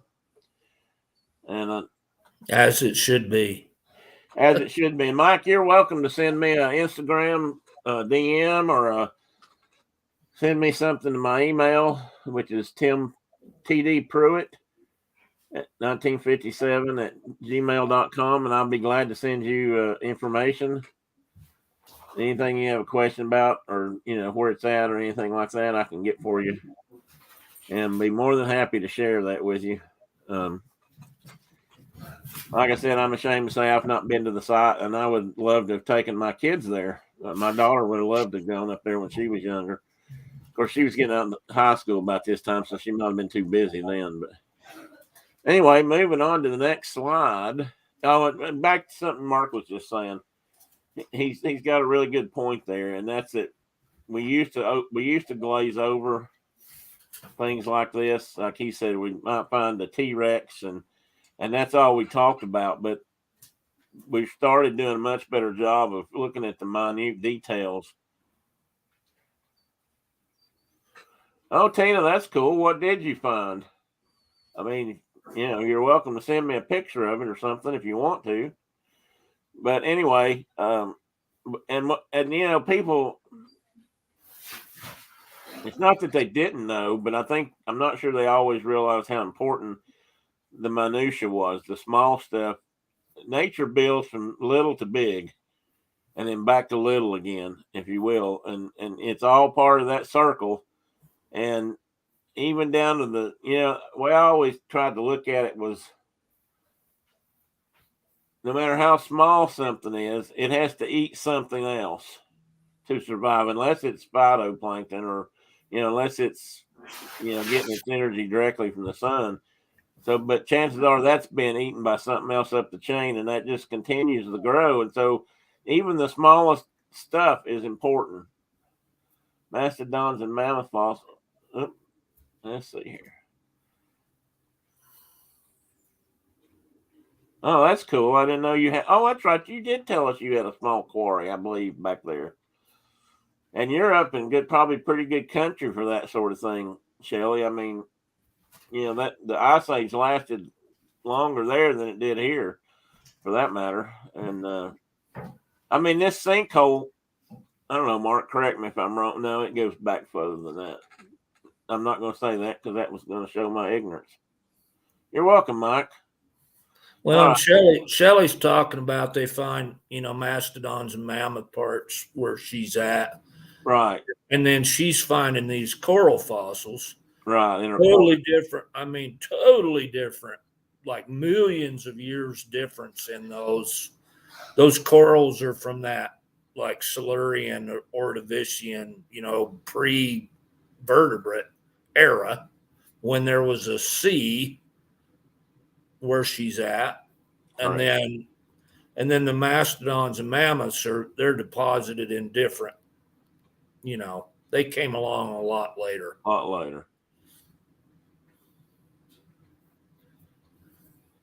Yeah, like Lake Superior, that's a great place for finding. I mean, you can find these little pockets of where they find mammoth and mastodon parts, but that's old rock up there too. Lots, that's got all the way back to the beginning of life. So yeah, that wasn't always exposed until the glaciers came through in the ice age to rake off the top layers and that kind of thing, right? Yeah. I should have put out a camera today. This would have been a good day to show the squirrel wars going on out back. My God, they're busy. Okay, thank you, Shelley, for the input. I'm glad you got here today. This is excellent. All right, what does she found? Oh, you have a lot of shale up there. Okay, Tina's in upstate New York or middle New York. Correct me, Tina, if I'm wrong. And Shelley is in the upper part of the lower peninsula, and Carol's actually in the lower part of the lower peninsula, all around the Great Lakes. But okay, anyway, next one is, what did I put in here next? Okay, this is their lab and kind of how I wanted to give you an idea of sort of where they're working at up there. And this is just all these boxes and things on this right hand side of this photo are probably plaster casts of these bones and things that they use to help preserve them when they dig them up. And the reason I say that is you can't see them right there, but I know I have a picture, or there's pictures on their websites of them, going through some of these. And I think I'm put a picture of that in here, but I'm not positive. But I just thought some people might find it interesting how they go about working on this stuff. And, this is how they end up in boxes. They collect things from spots and put them all together and then sort through them and figure out what bones go with what critters. And then they're organized by time periods, or, this says this drawer's full of tapir skulls. Like I said, another interesting critter. And you start out with some stuff that looks kind of like this in an empty box, and then you end up with this, which is a short nose. This is one of the short-faced bears. I keep saying short-nosed. I should say short-faced. And a lower molar here out of one of them, which is kind of look at the roots on that thing. And that skull, like a lot of understanding morphology is really important. That skull is missing a significant portion of the front of that skull is gone. Yeah. You can see the two big canines there, and kind of the upper mandibles going back towards the brain case. And I can't tell if that's. But the orbits and the nasal bones are all gone. All gone, yeah. I'm guessing this might have been one of the eye sockets here, orbitals. So when they're excavating something like that, it's important to pick up all the little pieces, parts, and you never know how to go back together. And I don't know if you can read it's like getting a 1,000-piece puzzle box, and you only got 150 pieces, exactly. And you might not have any edge or anything. You got to build that puzzle back. It's saying this is a lower molar. If you can read any of this, it says this was excavated. The molar, at least, was excavated in 2005, and then this partial skull up here in the box was excavated in 2011. So that's how far apart it took them to find these two pieces, which may have been more or less in the same hole. Well, more or less were in the same hole, but maybe different parts, or maybe together, but just different layers. And maybe this, from the looks of this skull, it was pretty fragmented, it looks to me like, so it was probably pretty well smashed. Fascinating stuff. And why am I there? I thought I had another. Egads, hang on, guys. I got too far ahead of myself here. You're flying. I flew past something. Okay. Now let's do this again. So that's where we were, and then we're here, and this is one of the I believe this is one of the rhinos. It's a rhino. Yeah. And I think, and I believe I say this somewhere else, there's a couple of these species again are new. I'm not sure about this rhino, although it may be. Like I said, some of these are and some of these aren't.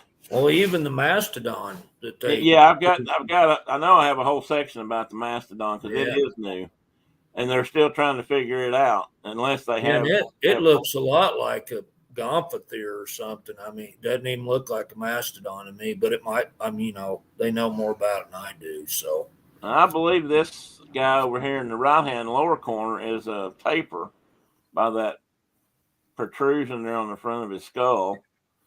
I'm not positive about that. Mark, correct me if you know what that is. I think it is, and then it's got that big old crocodilian jumping out of the water at it, which is Trying to get a bite. kind of cool. They've showed kind of maybe what an interaction looked like, Exactly. even with the bones. And this again, I put these in here to show kind of how they've done their displays and stuff. But this is life and death at the water hole, and that's what the signs are reading basically. In fact, that's the title on that one.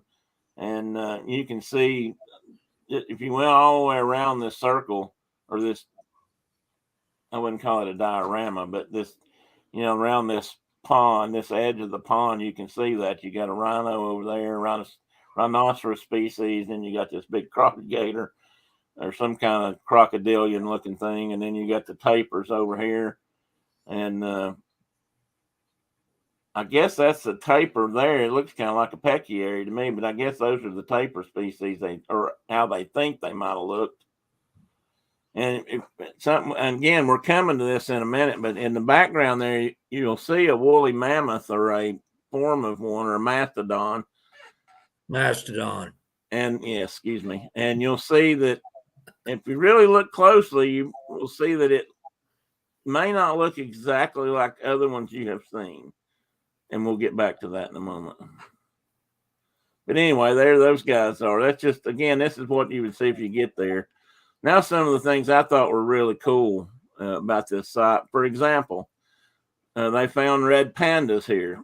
Again, we don't have red pandas here. And I'm not sure I don't know if they'd found any anywhere around near here before this. This panda is so unique, it's been named the Appalachian Panda. Bristol's Appalachian Panda. I didn't write the scientific name down because I probably couldn't say it, but it's right there on that board. Yeah, well, it is, but I'm not going to try to read it. And good call. It's a tough one. Bristol, I can read. I believe that's right. Bristoli or Bristoli. Bristoli, yeah. But I can't read the other part. Pristine, I don't know. Anyway, and they put a box of a more modern red panda in this box to show the difference between, 5 million years ago or whenever this one existed and this one. And that one is from Asia. And this one is from Asia. Yeah, this is the current red pandas. Did you know the Center for Red Panda Research is here in Knoxville? Really? At least in this country. I'm sure there's other places and parts of the world, but yeah, they do that a lot. It's something they do here. And when Jennifer was married, she got married. You probably don't know this, actually, Mark. She got married at the zoo, and they had red pandas out that people could interact with a little bit, or at least to have them up close and personal so you could see them. And that's a neat animal. It's really kind of cool. They're pretty special. And she had a big old gigantic stripy tiger out there walking around outside the reception area. Unfortunately, we weren't allowed to feed anybody to the tiger. But anyway, this is a good comparison between then and now. And then on this side, we have a woodland badger. Again, a badger skull that they dug up here at Gray in 2009. And this is a more modern badger skull on this side. And I don't know. Do we have more than one badger species technically here now, or just the one? No, we just got the American Badger, which is a much more violent animal than the European version. They kind of sit down and have a cup of tea with you, and our version pulls a shiv on you anytime it sees you. And you have those out in your yard from time to time. We've got them right here in the yard. I haven't seen one in our fenced-in yard, but it wasn't that long ago. There was one walking down our driveway, so, and they're welcome here. Oh, I gotta back up.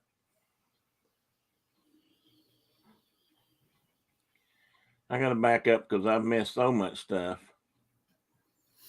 Tina wants to know if I'm chasing squirrels. Tina, I have chased one or two this morning, but I've done pretty well of not getting off too far, I feel. Well, we did start with snakes, however. We did. Oh my goodness, I've got to go back here. I've lost the way track, folks. I apologize.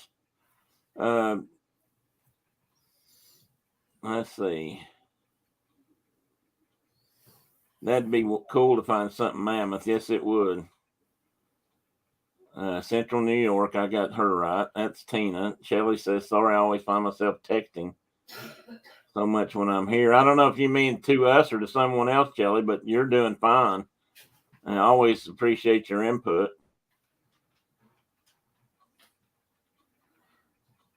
And there's somebody talking about their daughter. Maybe calling them a fossil. I might have missed that part. And no worries, Shelley. But yeah, well, Tina said the same thing. I guess that makes me a fossil too, then, Tina, because I'm definitely over 50. And Shelley said, laughing at Carol, the T Badger versus the Shiv Badger. That's exactly right, Ian. And it bodes well when you can tell the difference between the two before you offer them the tea. And Tina says they're just downright mean. And they are. Was it dachshunds or basset hounds that were trained to go after badgers?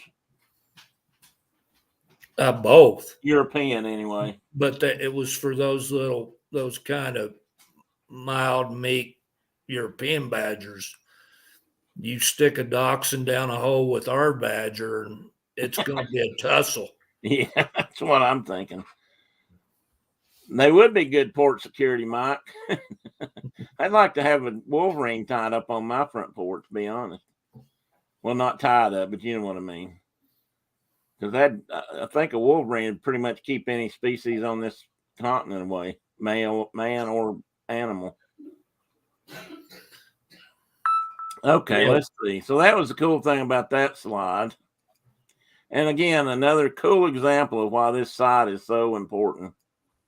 What did Shelley say about? I missed that again. She said something about. Shelley said she'd take a wolverine on her porch.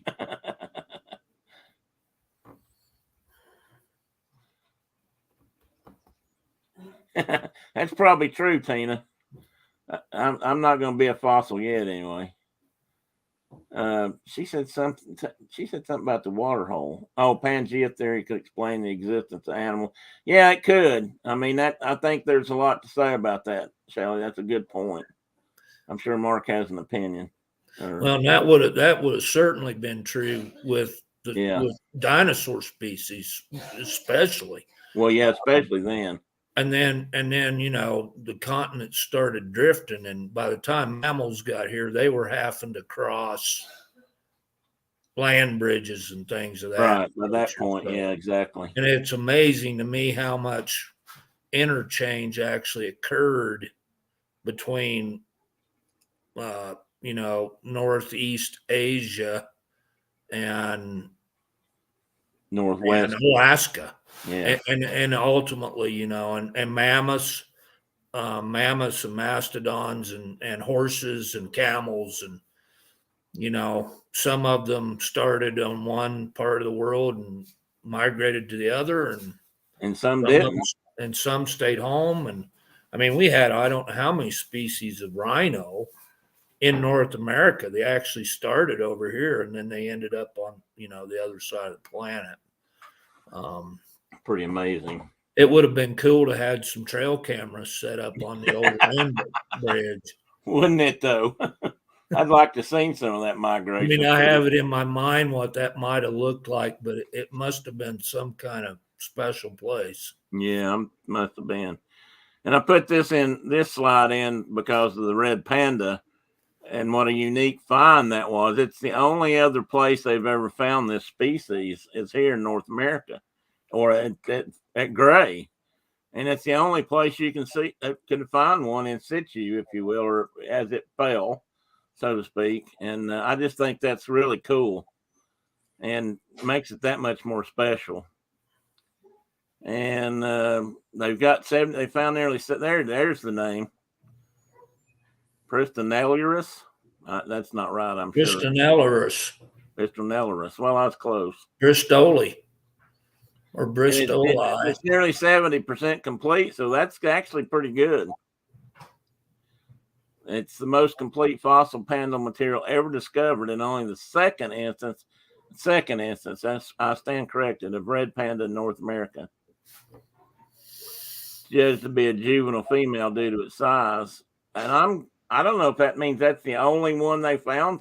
That's also kind of unique. If they only found one example of a unique red panda at the Gray site, to me, that's also adds a lot of intrigue and mystery, if you will, to the site, because how could it have been there by itself,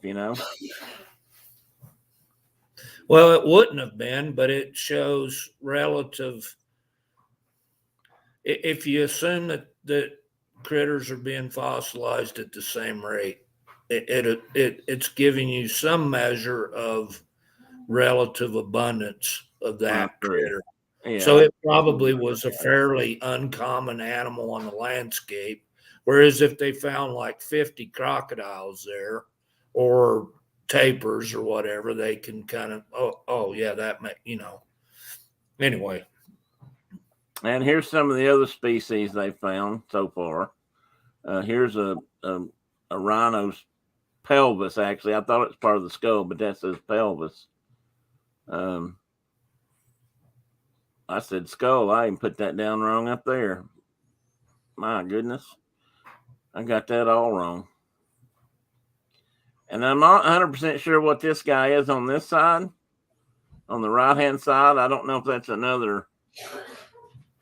Got short ribs. What do you think, Mark? What's some kind of carnivore it looks like, but I don't know what. It could be a small, short-faced bear. Or something. There were so many.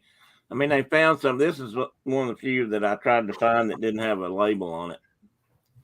And I didn't want to say it was something that I wasn't sure it was. So I just didn't put anything. Yeah, I don't know. It's got kind of an odd form.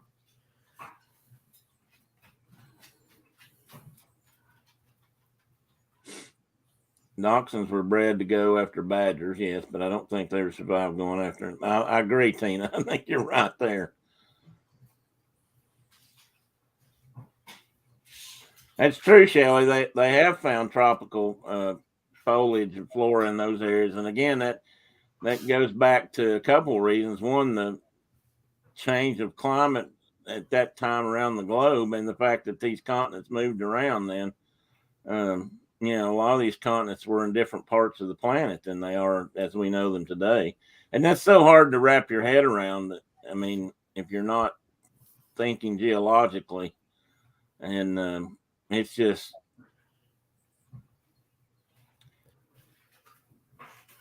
And Shelley's also talking about Ann Arbor's Natural History Museum. I'm sure that's a cool place too. It's one of the places in this continent, in the country, that I want to go see besides Gray. I want to go to the Natural History Museum or the Smithsonian and look around at all their exhibits of things like this. And I've always wanted to go up there and visit the the Flight Museum and the natural history. And I don't know, does natural history cover all this? I guess it does. And here is the short-faced bear. I know because this one was marked. And there's a comparison between it and a black bear. Yeah, and the short-faced bear was short in the face, but big and everything else, and long in the limbs. Yeah, he was. Look how long those front legs are. The front, and they were significantly larger than a modern brown bear. Yes, and they were very tall and leggy, and some people think they used that to run bison, etc. down. And some people think they were long-range scavengers, that they used that gait they had to just cover long distances and eat, dead mastodons and bison, whatever they could. I'm sure they did eat. I mean, if it's anything like today's bears, they did both. Yeah, they probably did whatever they could to make a living. They probably ate foliage and berries at certain times of the year, just like current bears do, and a lot of meat. And a lot of meat, yeah. And a bear, and this species actually overlaps with humans showing up. Yeah, this one does. That's true. Just for a brief period, but look at the size and depth of that rib cage, though. That the lung capacity on that thing must have been significant. I mean, which makes me think it could have been a runner. I mean, it just, to me, that looks huge. And it probably was quite something when humans first encountered this critter. I suspect so. I suspect you didn't make a lot of noise and you tried to get out of the country. Yeah. Although they found some Clovis era stone tools, points and scrapers and things that actually have this species DNA on the stone tools. Oh, wow, that's cool. That's just mind-boggling to me that a rock that's buried in the ground for that many years still has some ancient DNA, camel or horse or short-faced bear or whatever on it, but mammoth. Yeah, that is pretty wild. Kelly, I'd like to go see some of those. I know I'd also like to go up there and see the Greenfield Village, I believe it's called. I don't know if that's one of the ones you're talking about, but I actually haven't. I mean, I'm a gearhead too, so I'd enjoy seeing a lot of that stuff too, at least some of it. And Sasquatch. Well, he could be. He's about the right size, and I'd definitely say he's got big feet. He's got some serious claws and canines on that rascal. Let's see what I had up next. A rhino. And this is also a new species. Again, this is something they had never found anywhere else. And I believe this is the one, and maybe it talks about it here. They've got longer legs and a taller body than rhinos of today, for example. They're built higher off the ground. And they found a whole herd of them. Looks like. Apparently so. At least six. So what happened there? I mean, that's what event took place that caused that, or were they all buried individually over 1,000 years, or did it all happen at one time? That's a good question, because they don't really. I don't know. They may say that. I'm sure if we found the right paper.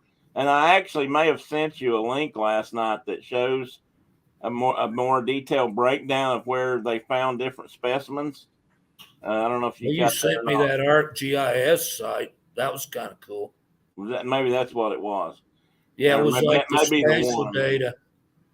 And it shows a little bit about that, but that's a good question because, for example, that mastodon or mammoth site, that they found in England not too long ago, there were several individuals in that one spot, and so they're still trying to work out maybe why that happened. Why Well, there were so they many think guys that right was there. a single event. Yeah, in a single They event. think human beings killed those mammoths. That was their conclusion, I think. Well, that's one, yeah. But they also discussed it could have been a flood event, although that didn't seem to pan out. So who knows? I mean, maybe this herd of rhinos was here, small herd. The sinkhole collapsed, and maybe they all went in at the same time. I mean, we don't know. But that just is more intrigue or more mystery to add to the spot. And I left somebody's comments up there for a long time, didn't I? Okay, they're talking about Henry Ford. Yeah, Henry Ford's in Dearborn. Okay. Too tall for the Jersey Devil. And we're talking about some museum that's moved into another building. They got a Sasquatch version in New Jersey. I don't know. Do they, John? Well, they've got a Jersey Devil. I've heard of it, but I don't know if it was a Sasquatch or more of a dragon. We had the Cherokee Devil, Sasquatch guy in Tennessee. Well, and for a little while they had one near where I am now, up around the lake where I worked. They called it the skunk ape. Oh, the skunk ape. Yeah, they even interviewed this couple of ladies on TV that said they were eating their cats and everything. I mean, they were. It was pretty funny. Oh, Shelley says now the dinosaur story in Fantasia is playing in her head. Not so far off the mark, Shelley. That's some good animation too. Okay, now we're getting to that mysterious mastodon I was talking about, and I've got the next slide I'll show you in a moment. I'll be able to kind of point out some differences, but this is a lower jawbone that they have mandible, whatever that they found there on site, and fairly well intact. And you got teeth, molars in that, and you've got, I think it's kind of unique, is this lower tusk or tooth right here at the forward extension of the jawbone. That's, to me, looks different. And they, on the image of the whole skeleton up here, you can see that this beast, 4 legs, it's built like an elephantine type creature or a mastodon or a mammoth, but it's got a much longer lower jaw. It's got this tooth that I don't think is normal on others. It may be more than I realize. And then the tusks are different. Maybe that's part of the difference is how the tusks come out. It has a trunk, so they've described this as having, and what it says here, it says the tusk, 4 limbs, and general body shape of other mastodons, but doesn't match other criteria. For example, that jawbone is much different than the new ones, or not new ones, than others they found. And not sure about that tail length. That might be different, but here, for example, is a couple of skeletons from previous mastodons that were found in North America. And you can see that they've got much shorter, the lower jawbone or mandible is much shorter in relationship to the whole skull is shorter, really. And this is a reconstructed example here that might be a little better, but the angle wasn't quite as good. But you can see that it's shorter than what we just had on this page. I mean, look how much longer this one is. To me, that's longer anyway. And the head looks more elongated. Uh-oh. Dog hijinks on the porch. Got the dog hijinks going on. Yeah. And, so there's a difference in them, but they've not, as of right now, to my knowledge and what I've read up on it, they've not officially named that or identified it as a new species of mastodon, but it sure looks like it to me. Well, and there was some other proboscideans, elephants, in Eurasia and maybe North Africa that had that kind of shovel-like lower jaw, extended lower jaw. Well, maybe that's why they're not saying yet. Maybe that's why they haven't confirmed it. I don't think they're the same critter. I think this is a new thing. It's its tusk morphology is totally different than a more modern mastodon. These were probably contemporary with people. These two that you got on the slide. Yeah, these two probably are. That one may not have been. And that one, I don't think that one was. And it's, an ancestral form or maybe something that was a dead end and didn't make it. Maybe. But, the whole shape of the tusks and how it was built, it probably fed, because the mastodons were primarily browsers eating from trees and shrubs, and these got, who knows, this thing might have been a grazer like a mammoth, or maybe it was shoveling stuff up out of the marsh with those weird tusks and lower teeth. Who knows? Kind of a cool beast, though. Yeah, and cool that they found it just right up the road here. Yeah. Man, don't you wish we'd gone digging in some of these places? Why didn't we do that? Why didn't we find this, brother? Nobody even knew it was there. No. And again, I'm just showing some of the different things they found, and I don't have names. This is a turtle species they found there. This one's not so huge, but they found some that were literally car-sized. And were they tortoises or were they? I believe they were aquatic. I think they were turtles. Aquatic turtles. I think they were aquatic turtles. I don't remember reading that they were tortoises. I've got to go back. Said I couldn't find that picture. Well, this looks like a red-eared slider, something along that line. That's what I was thinking too. And one of the big shells that I've seen puts me in mind of a big shot. What we would think of today as a big soft shell. Oh shape. Yeah, and which we had out here earlier. I mean, during an earlier time period, they're very common, and they got huge, big as my table here. I mean, they were big turtles. You wouldn't have wanted to grab a hold of him too bad out of the canoe. Shelley, I agree there. Folklore is often based on something. And hopefully it's not the Isle of Dr. Moreau. That's, I'd rather that didn't happen too. Tina says her dogs are acting up. Yeah. Yeah, they're feeling awful froggy right now. Okay, I got something here. I got to catch up with something John said. Oh, half horse human with wings. Oh, that's the devil. Yes, that's the New Jersey devil. Okay. Oh. The only other person I knew that knows something about that was Leanne Sherbick, and she grew up in that area too, I think, or somebody in her family did, and they've talked about that. That's a good question, Ian. Ian had a question out here a little bit further too about marshy. If they were living in marshy areas, maybe they had taller limbs not to bog down so far in the bogs, and that's a good point.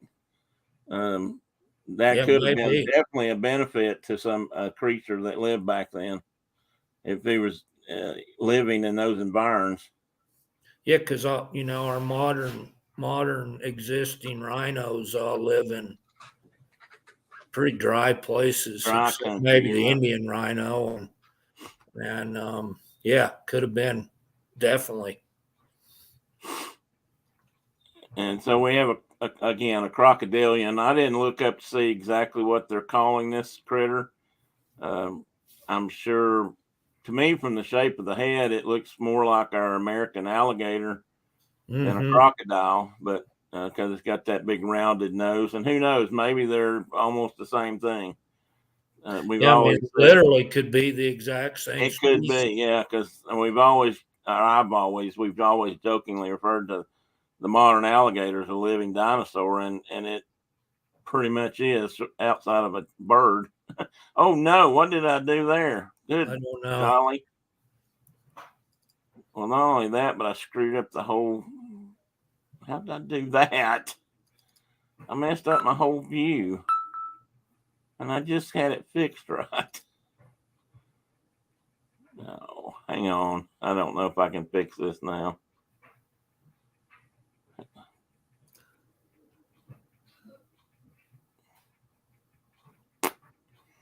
Well, what tab did you click on before I don't know. You got it to work? It was one of those up there.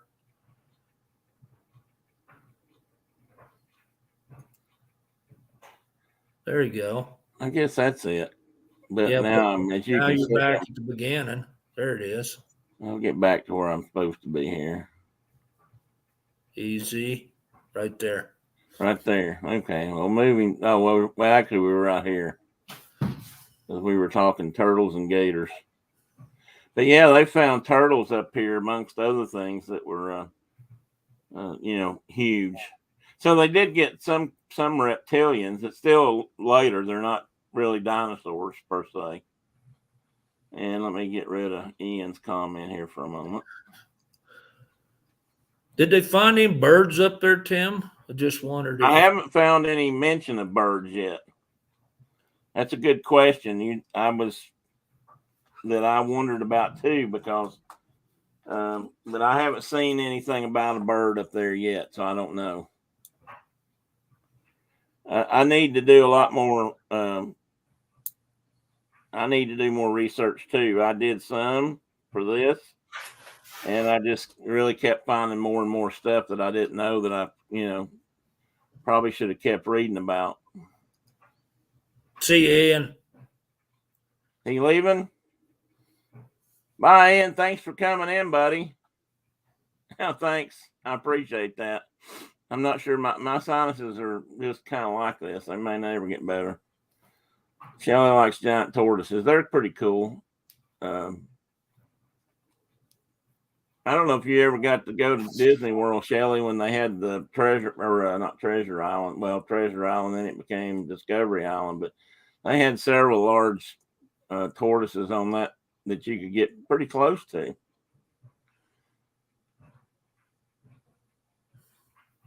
Well, thanks, Tina. I'm glad you're enjoying it. We got excited about it too, Mark, especially when he found out where it was at and everything. And again, here's some more examples of different kinds of critters, and I don't know what all these are. They weren't labeled. But those are modern skulls. So that's a giraffe. That's a giraffe. Okay, well that makes sense. And there's one of those cool like Sumatran hogs or whatever there. And there's some. I mean, that's all just modern bone. Except for these two over here. And then those two rhinos or tapirs are fossils. Yes. So again, I put these up here kind of show a mix and match, and this is all stuff they had on their side. I guess to compare it, I don't know if they found anything giraffe related there or not. I don't think so. I don't think so. Yeah. I don't know if they've ever found giraffes on this side of the globe. I don't know if they have either. The closest thing we have to giraffe species and they're very distantly related, are pronghorn. That's what we call a pronghorn antelope over here, which is not an antelope. They're not antelope at all. They're not even closely related to antelope. They're their closest living relatives, and their way back relatives are giraffes and okapis. So they're not goats at all then either, are they? Or are they? No, they're not goats. They're not closely related to them either. A lot of people call them antelope, a lot of people call them goats, but they're not. Yeah. They're not either. They're pronghorn. Shelley says Toledo Zoo has an old tortoise. Looks like I believe that's what the emoji is. So anyway, I thought this was interesting little tidbit here that for every fossil on display, there are hundreds of scientifically significant fossils that aren't suitable for display. And that's right, because there's a lot of stuff that looks just like this box, scattered little pieces. And, that just are important scientifically, but wouldn't necessarily get some people's attention because they're not whole. And I put these in here just to kind of, for the benefit of, saying this would be a good place to take your family and your kids. Because, I mean, I'm thinking kids just like this young man would eat this up. I would now, but I'm a kid still. So, and this was a quote by Stephen Wallace, which is, one of the main guys up there at the Excellence in Paleontology and the Gray Fossil Site. It's all part of ETSU extension or whatever. And, to inviting people to come in and enjoy the past. And then this quote from Charles Darwin: "It's not the strongest of the species that survives, nor the most intelligent that survives. It's the one that is the most adaptable to change." We're in trouble. Yeah, I think so. Us too. Well, because we don't do change well. I don't do change well at all. And so we're going to close this down. And I'm pretty sure that I have some other images I could share, but I think I'm going to stop that for now and go back to just our beautiful mugs. Oh, lovely. And what does Tina say? I'm going to be able to catch up a little bit more now. Did Carol leave us? I should get going as well. This has been very interesting. Thank you, Carol. Oh, I didn't wake Teddy up to say hi. Carol, I'm sorry. Well, how did that get back over there? What? It's delayed. Never mind. And are you still here, Carol? I mean, you want to say hi to Teddy? Hey, you want to wake up? Come here. Oh, come here, man. Oh my God. He said he was going into fossilization, hibernation. He wants to lay there till he turns into just, bones, and people will dig him up and think he's a great, fossilized cat. You're actually being fairly well behaved for a change. I think you're still asleep. You gonna say bye to Carol? She's got to leave. Okay.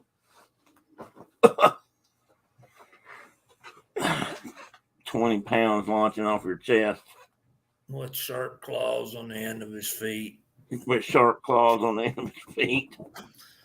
Woo, and hair all over me now. I was doing pretty good. I can't keep him brushed enough to keep that off. So anyway, that's the Gray Fossil Site, and it's pretty amazing. It's such a, I didn't realize probably until I've heard that it was a big deal and important, and they talked a lot about some of the mammals and things they found up there. And I didn't see a mention of it here, but I remember hearing stories from people who'd been there years ago about, Volkswagen-sized beavers and that kind of stuff, or beaver relatives, ancestors.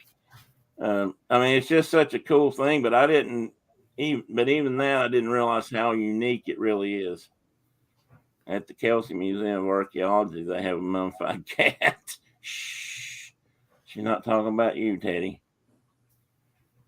Although you might get mummified if you keep it up. The Egyptians did that a lot. Yeah, they did. Yeah, they've found some tombs that there were hundreds of cats mummified. True that. And, but anyway, I didn't realize just how significant a site it was until I really started reading up on it. And like I said, I could kick myself in the rear end for not going up there sooner. I'm going to go in there though, and I'm going to try to take some video or shoot some video of it and see what I can, maybe bring back that's maybe a little different perspective than what they show. At least my walking around perspective, and but I'm looking forward to it. It's not terribly expensive to go in. And so can you go to the site itself, Tim, or are you just they restricted site, to the yes. museum? No, you can. You have to. I don't know that they have any self-guided stuff. I think you probably have to go out on a tour. Yeah, for example, it cost like our family, Brenda and I could both join as annual members, if you will, and support the facility for like $50 a year, and that gets us in free. But if you go in just for a daily visit, I think it's $11 a head. And then I think if you want to go on the site tour, it's a couple of dollars more. Maybe they charge to do that. Yeah. They list all that on their website. So if you go back and pull up that, not you right now, but I mean, if anybody wants to go back and get that link, and if I can pull that link up, I'll post it right now. Then you can see all that. They have a pretty good, here it is. Let's see if it'll let me copy it. Yeah. I think. Well, I just screwed that all up, I think. Didn't screw it up, but I messed it up. Let's see if it'll let me post it. Yeah, there we go.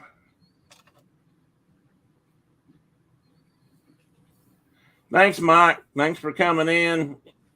Have a good day up there. Oh, maybe Mike's not leaving. Maybe it's Shelly leaving. Or maybe he is too. Well, we'll be closing down here in just a little bit.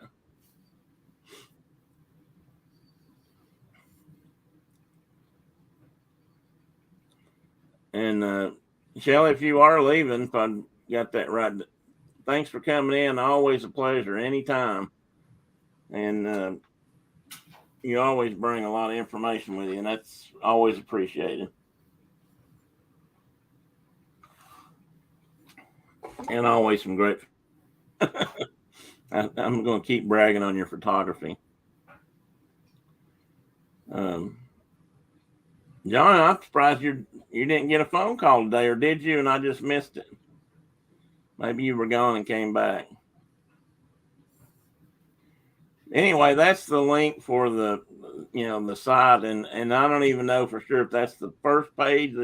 That site is quite large. I mean, it includes a lot of stuff from the university and the visitor center and the site, the dig site, and so you can follow. It led me on a Mary Chase time or two when I've been on there. I mean, I just keep finding things to click on and go look. And he's sleeping in. Okay, John. Well, you know how I chase squirrels, and I chase squirrels in my sleep. So if I see something on a web page that looks fascinating, I'm going to go chase that too. No, I know that's hard to believe, but it's true. But I want to get up there anyway. I just found it quite fascinating. I'd love to be in a position to go back, be back in school, and be able to go to some place like that and be involved in the dig. I mean, the very fact that you might discover something new alone would be a driving force. Not that would be necessary, but it's possible, is what I'm getting at. You never know when you might really dig up something nobody else has ever dug up before. And it's happened up there now numerous times already, and they keep finding more stuff.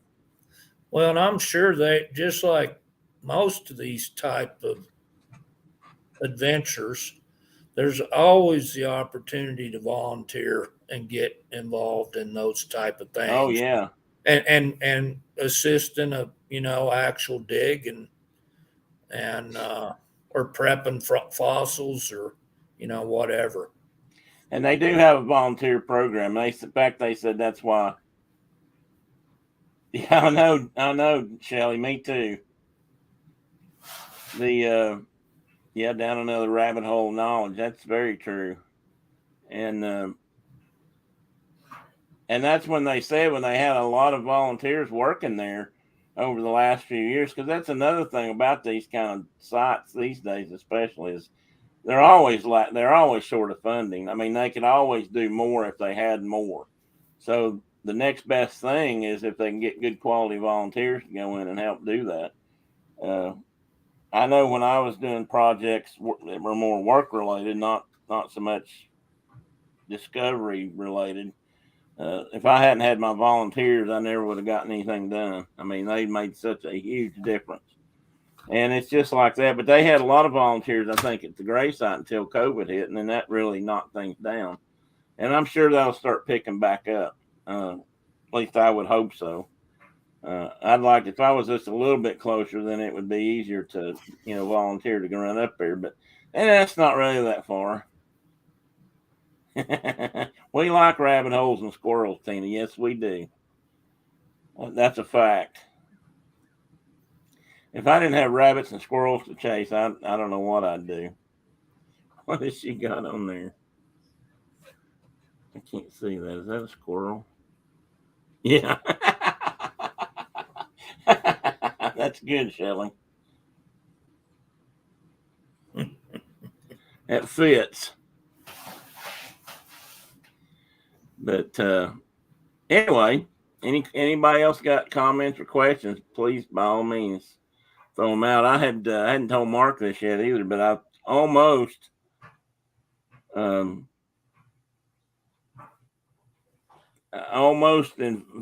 kind of did for the future invite another friend of mine in who's a geologist by training, and I called her. I didn't call her. I sent her a text yesterday because I was going to ask her some rock questions, and I kid her about being the rock doctor. If I need to have any rock questions or geology questions, I call her. And I don't know if I can ever get her on here or not, but if I can, I'm going to get her on here to talk rocks and age and that kind of historical references, because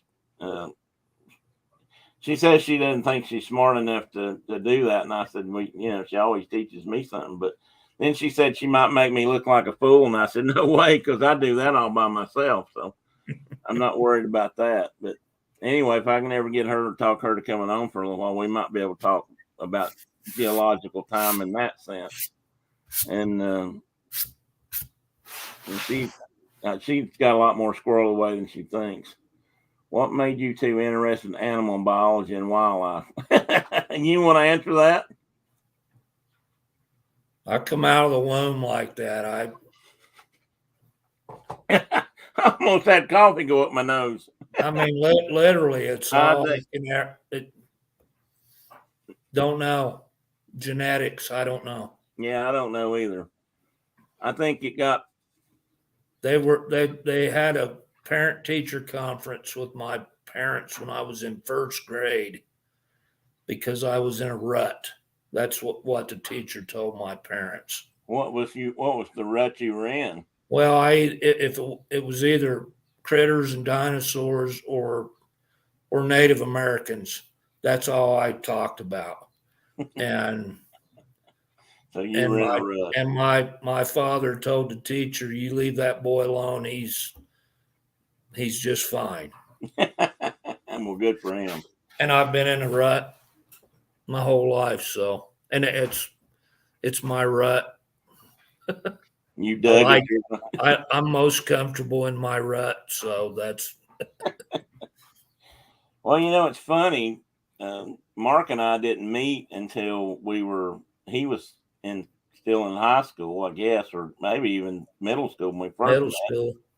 And so I think 7 or 8 years older than you are, I think. But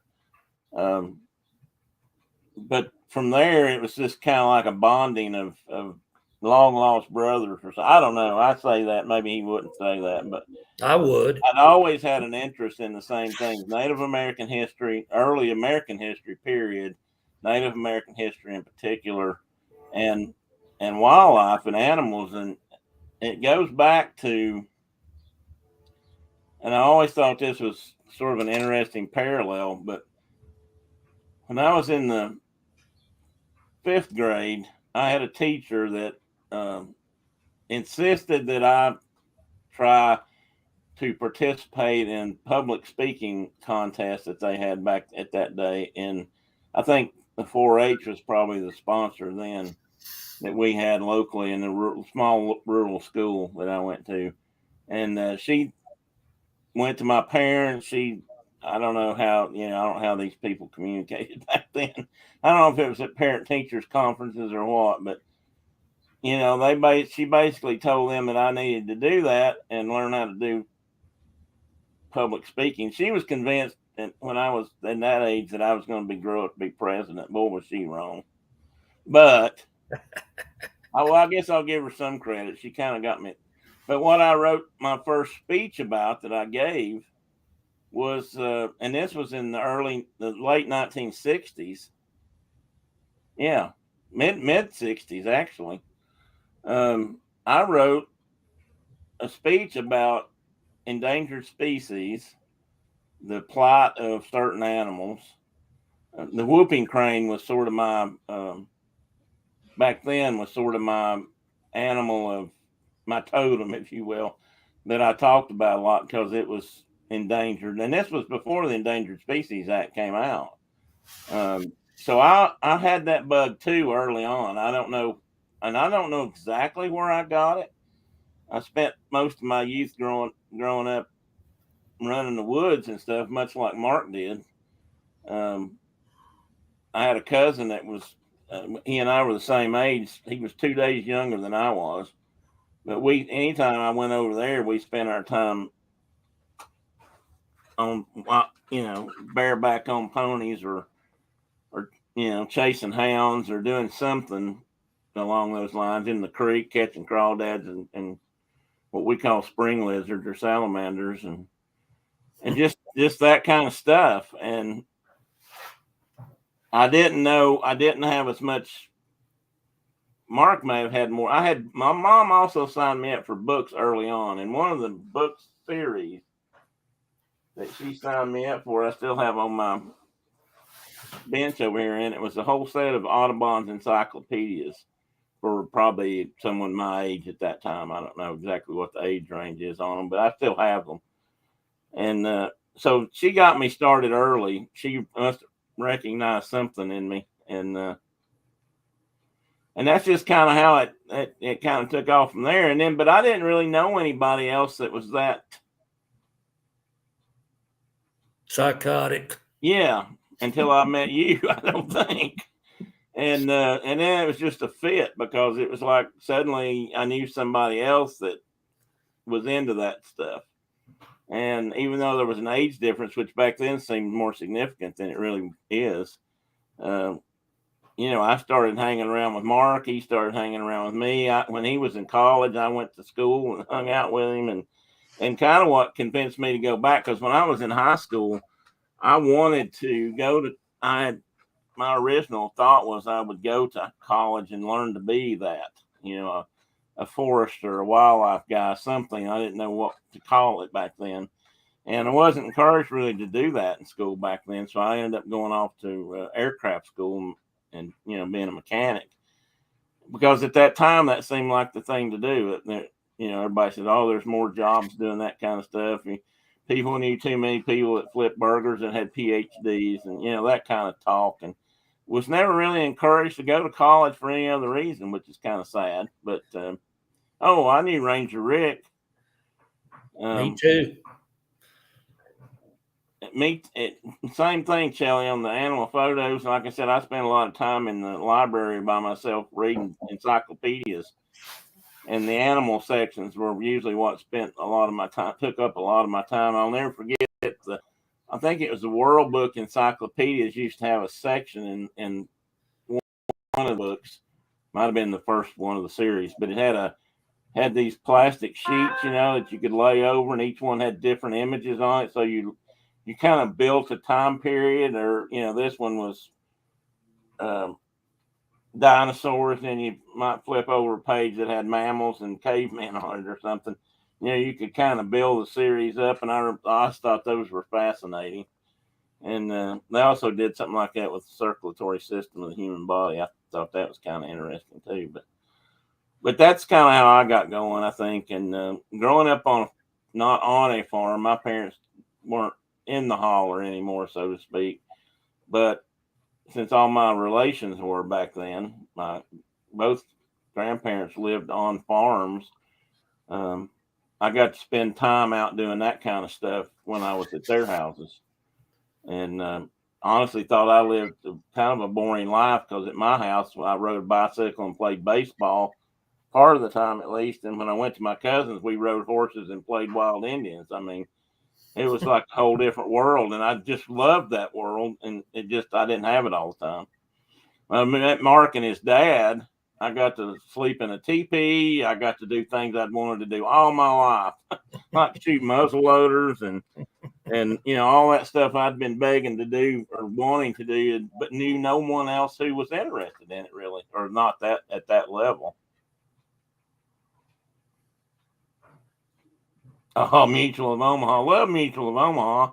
Still remember Marlon Perkins getting about half drowned in the water. It's back on TV again now. It is. It's on the Cowboy Channel or RFD Network or somebody showing it. I know. RFD at the same time, 7 o'clock on Sunday nights. Are they? Yeah. I assume it's old ones, or are they showing new versions? It's all the originals. Okay. I should watch some of those then.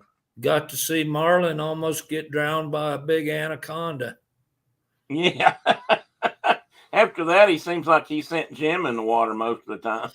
He stayed at the tent sipping a martini most of the time. While Jim dives off in there with the crocodilators and whatnot. Yeah, Shelly, I don't know if you even watch TV, maybe you don't much, but if you've got, I know the Cowboy Network, I don't know about RFD TV. I know they've got a web streaming service, and I'm sure if you had those or could find those, they have Mutual of Omaha on. At least I'm guessing they do. I'm pretty sure they would. But that's something they've been showing. I think that's fairly new. Maybe in the last year. I think just in the last couple months. Maybe, yeah. They started advertising it because rebroadcasting them. When they show rodeos and things, it's usually when I'm watching those channels anyway, and they've been showing ads for them. But I love that Mutual of Omaha, and of course then Disney too. Disney was right after it. Yeah, so I grew up trying to watch both of those things growing up. And we didn't have cable back then either. We got about 2 channels. Fortunately, one of them had those shows on. So, but yeah, Mutual of Omaha was always one of my favorites. And so that's how I got into it. And then I kind of raised my kids that way to some extent. And my girls both, at least when they were younger, weren't too afraid to pick up a snake or, grab something by the tail. And, it was just, I'm proud papa moment when your daughter runs up to you and says, "Look, Dad, it's a snake I caught. What kind do you think this is?" Or says, "I think it's a ringneck snake. What do you think?" And of course it was. But I know I've mentioned it here before. It used to scare my mother to death because she was always afraid that the girls would grab a copperhead or a rattlesnake by mistake. And I kept trying to tell her I taught them better than that, but she wasn't buying it. She didn't. Well, remember Troy Purcell, his mama, Tony. Right. She was always talking about how we were always dragging snakes around, and she was always talking about how she'd heard that the copperheads and rattlesnakes were interbreeding with the water snakes, and we were going to get killed doing that. Yeah. I heard that too. I heard one time that and this I'm like, well, and even when I was a boy, I knew that's not how it works. They're not capable of. They have a whole different. People don't understand that. I was told that once by somebody who truly believed. I think he truly believed that copper. He'd been told by somebody who knew. It's always Up here, that's how the stories get going. It's always somebody knows somebody that told them this, and then it's a fact. That's usually included in the statement that they had heard that copperheads and racers were crossbreeding up here, and so now what you had was a really fast poisonous snake, which made them even worse, like a mamba. Yeah, for example. And of course, a lot of those folks believe that the Forest Service was releasing giant timber wolves in the mountains too. So grizzly bears, and it lives in a cave on the mountain with the elk and the black panther and the white buck deer. Yeah. It's always a 12-point. Always a 12-point. So stories are told that you have to. I was told a lot of stories when I was younger by some of my uncles, so you have to learn to dig through some of that truth. Shovel out the manure. I learned to shovel manure pretty early. As most people know me, no. And if you've listened to this show for very long, you probably figured that out too. I can shovel it with the best of them usually. But I grew up with a family of tall tale tellers, so I have to say I got it honest. But I also learned a lot of neat things from those folks too. So I can't say it was all bad. The uncle that probably taught me the most new cuss words and how to tell tall tales also bought me my first pair of good boots and my first pocket knife. So I can't, I mean, those things all went together. I can't belittle him for that. I mean, just because he might have taught me how to spin a tale or tell a yarn doesn't mean or speak colorfully doesn't make him a bad person.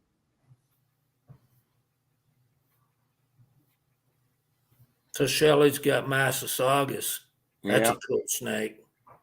I don't think they're very common though, are they, Shelley? Do you know? I don't think they are, at least not anymore. Not sure they ever were very common, but it is a cool little snake. Well, little. Compared to most rattlesnakes, they're pretty small. Did we ever tell? Well, that's another snake story. But we started with a snake. We might as well finish with a snake. What were you going to say? Oh, I was going to say they're in a different genus than than most rattlesnakes, and they're related to the little pygmy rattlesnakes. That. Yeah, I thought they were. And we had desert Massasaugas in New Mexico, which was like, if you found one of them, that was pretty cool. But yeah, they're rare. You guys had so many kinds of rattlesnakes out there. Yeah, we had a gazillion rattlesnakes. Worm snakes are cool, Shelley. I've actually seen a couple of different. That was something else they had in New Mexico with some different kinds of worm snakes or burrowing snakes. I don't know if they were actually worm snakes. Mark, you can tell me, but we had those little shovel nose snakes, and we had worm snakes, and we had ground snakes and patch nose snakes and all kind of cool things. Digging snakes. What kind? Various digging snakes. Yeah. They had some really cool stuff out there. It was another pastime of New Mexico when I'd go visit Mark, was to get out late at night and roam the roads looking for go herping to see what we could find. Great big giant black scorpions called vinegaroons, and who knows what kind of rattlesnakes you might pick up out there. But I saw some of the coolest snakes out there. Blacktail, or is it blacktails? Blacktail, yeah. And atrox, of course, the diamondbacks out there, and then little rock snake, a couple different varieties of rock rattlesnake that we've walked up on out there a couple times.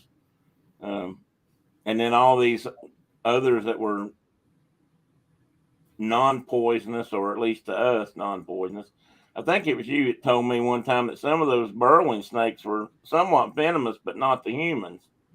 I believe, like lyre snakes or leer snakes. They're a rear fang venomous snake that, it'll make you itch and stuff if you get bitten by one of them. They're not deadly, but they have venom, just like, some of the more nasty rear fang snakes. But most of those had mouths so small they couldn't hardly get a finger in their mouth back to the fangs, did they? Yeah, that leer snake could bite you because they got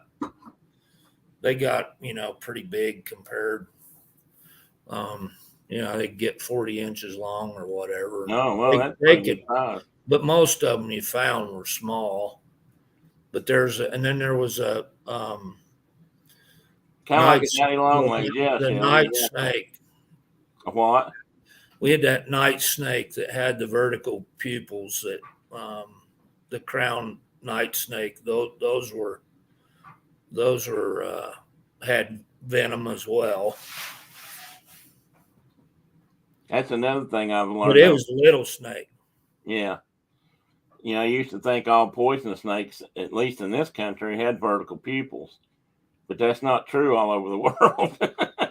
There's some really poisonous snakes out there in other parts of the world that have perfectly round irises or whatever. Coral snakes don't have a vertical pupil, and they're darn sure venomous, though.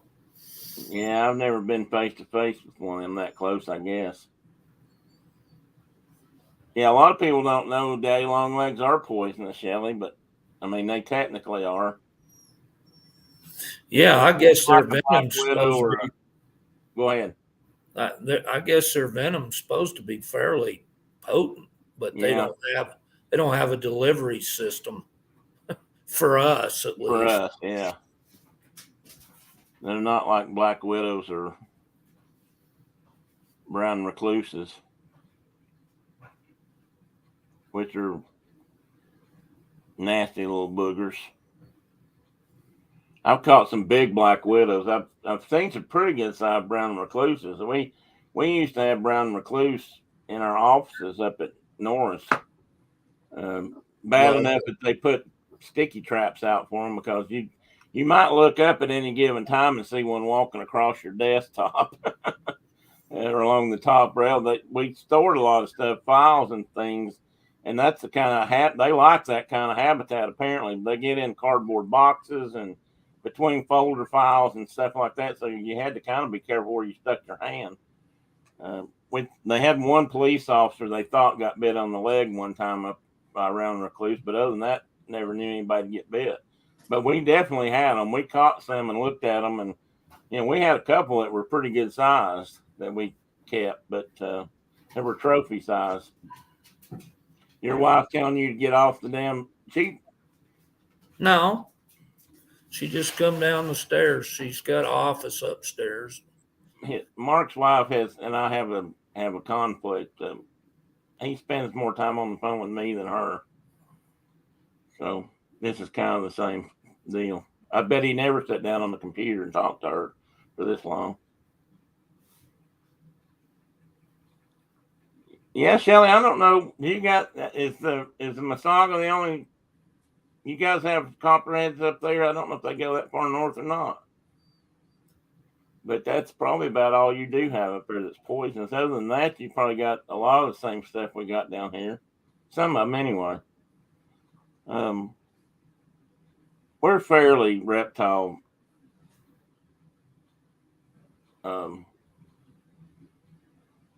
We have quite a few, I'll say, but not like out in like New Mexico. She said she's been bit by a wolf spider. And we only have, where I live here in Wyoming, we only have one snake species. It's a wandering garter snake. That's it. So east of me, we have different species, but right here, local, I've got just garter snakes. You don't have prairie rattlesnakes out there where you're at? Not where we're at. We got no venomous snakes. But if you go about an hour east of here, you'll get into midget faded rattlesnakes, which is a little small. The locals call them pygmy rattlesnakes, but they're not. And then we have prairie rattlesnakes in the rest of the state by the hundredweight. Yeah. We got plenty of them, but not here. At like the county I live in, we have right here local. We've only collected one species of snake, and then in the very north end of our county, we get rubber boas, which is cool. Oh, really? Yeah. I didn't know they came that far west or in that dry country. I thought they were more of a. No, they're not in dry country. They only live in the mountains north of us here. Well, I knew they were in the Cascades or part of that country anyway. I didn't know how far their range went. And we had rosy boas down in Arizona, which were cool. Yeah. And talk about a biter. Man, they're nasty. Oh, God. And they got big teeth. I mean, they're a small snake, but they've got great big teeth, and they'll nail you. They can hang on. Yeah. Like all boas have those really recurved kind of teeth that hang on. Yeah. Because they catch birds and they catch various things, and they're usually longer than most other snake species, and so they'll hurt you. even a little one that like an 18-inch snake will put a hurting on you. And I'm sure somebody's in here thinking, why would you be holding one if it's that big? Well, that's another story. That's a whole nother tale. We used to bring them home. I can remember bringing about a 5 or 6 foot black snake home one time, or not to my home, my grandmother's house. My cousin and I did. I think we took turns carrying it home, and when we got home, nobody seemed to appreciate what we brought. I mean, we brought a trophy home. I mean, it wasn't dead either. We didn't want to kill it, but they didn't seem to find near as much. They weren't nearly as enthused about having it around as we were. I think we took it out to the barn and turned it loose. My granddad used to keep snakes in the barn for that very reason. Well, to keep mice and stuff out of the feed, but of course some of them are bad to eat eggs too, so that wasn't always good. But snakes were fun. I mean, back then they were still are. Well, yeah, they still are. I haven't seen very many snakes. I mean, the last couple of snakes I probably had anything to do with were probably garter snakes. I found a pretty good sized one up on the mountain one day at work, in the same area where everybody kept telling me was just covered up with rattlesnakes and copperheads. I never saw one there. I spent a lot of time on that mountain, and I never saw a poisonous snake. In fact, I think the only thing I ever saw was that big garter snake one time. And I say big, he was, maybe 2.5 feet long, something like that. But we had one, the girls had one for a long time that we used to feed night crawlers to and other bugs, but he'd eat a night crawler, and it was so funny because he'd eat it, and when he'd eat it, he looked like he'd eat a hot dog or something. He just had a long bulge, down the length of his body. It was funny. But he liked them. He ate on them just fine. So we turned him loose. And anyway, I guess I'll start wrapping this thing up. It's going on 1 o'clock, and we've been sitting here chasing snakes now for the last half hour. So I want to thank everybody for coming in again. Mark, I want to thank you for being my co-host and probably the better educator in this particular case, especially. And I don't know about that, but I've enjoyed it. Yeah, maybe someday you. Yeah, well, Shelly, I don't know. You can if I make you a moderator. Hang on, let me see if I can do that. You can. Let me fix it so you can, Shelly. Hang on just a second.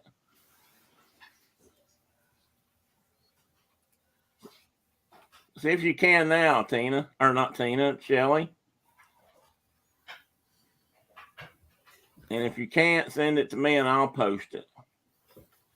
But I think you can. I think I made you a mod, Shelly. You should be able to. I don't know, Tina. You tell me about mods. Unless I block somebody intentionally, can they? Usually they can't post a link, right? Unless they are a mod or it comes through me. Isn't that how that works? And I could be really wrong. Shelly, you should be able to post it now, though. Well, I'm glad you think so. I always kind of thought it was if I got made a mod, but I didn't know I wasn't sure people would think that in my case. So, I'm not sure how much of an honor that is, but I'll take it as such. So you're welcome. You're quite welcome. While she's doing that, okay, I was right and right. So that's good. I'm not right on everything that often. So to say I was right 2 times in one sentence is that's thumbs up for me. Oh, I don't know whether to talk about this or not. I got news yesterday. I'll tell you. I'll say it since there's not many people here anyway. But I got a call Thursday, Mark. I got to go back in for some more scans. They want to do some PET scans to make sure I don't have any other cancer signs. I don't know why I'm not sure, 100% sure why, but they're wanting to look for bone lesions. So they're going to scan me from my head to at least down to my knees, I think she said. Just to make sure no bone lesions. It should be nothing painful other than the fact they probably have to give me a dye injection. And I don't think it's atomic. And they just called me up out of the blue Wednesday or Thursday, and said they needed to know about my insurance because they were trying to get a PET scan done, which I always think is about Teddy. I was trying to think, why do you want to know about scan Teddy? But it wasn't about Teddy, it's about me. And I said, why are they doing that? And she said, well, I don't know, but I'll find out. So anyway, the nurse called me back and said evidently she'd been thinking about it or looked at something and wanted me to go make sure there wasn't any signs of bone lesions anywhere that might be showing up as I guess a precursor to some kind of myeloma. I don't know. Is that that's a blood cancer, isn't it? I think. But I don't, I don't think it's a big thing. I think it's more of a baseline just to make sure there's nothing there. I hope that, I don't know. So I sent them back the information. I guess I'll hear back next week when they're going to do the scan. I asked her how long it would take to get information back because they're going to do it in house. And I say in house that I see an oncologist who's also my blood doctor. And they're in a Thompson Cancer Center is the name of it here. It's part of the local hospital system. But anyway, I see them upstairs and downstairs. They have got a clinic for things like this. And I think people probably can go there to get chemo and that sort of stuff, maybe without having to go downtown to the hospital.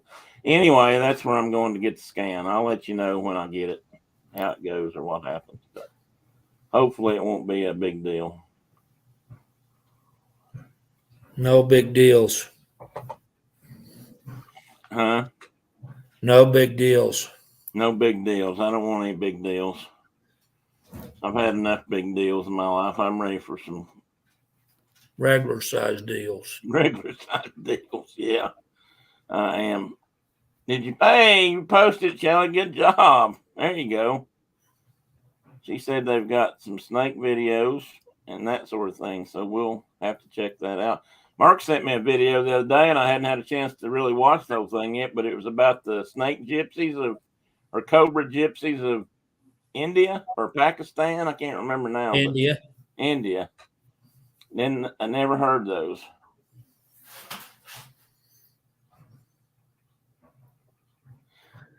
Okay, John. By all means, I'd call you, but I don't know when you're busy. You're probably busier than I am, so give me a call sometime.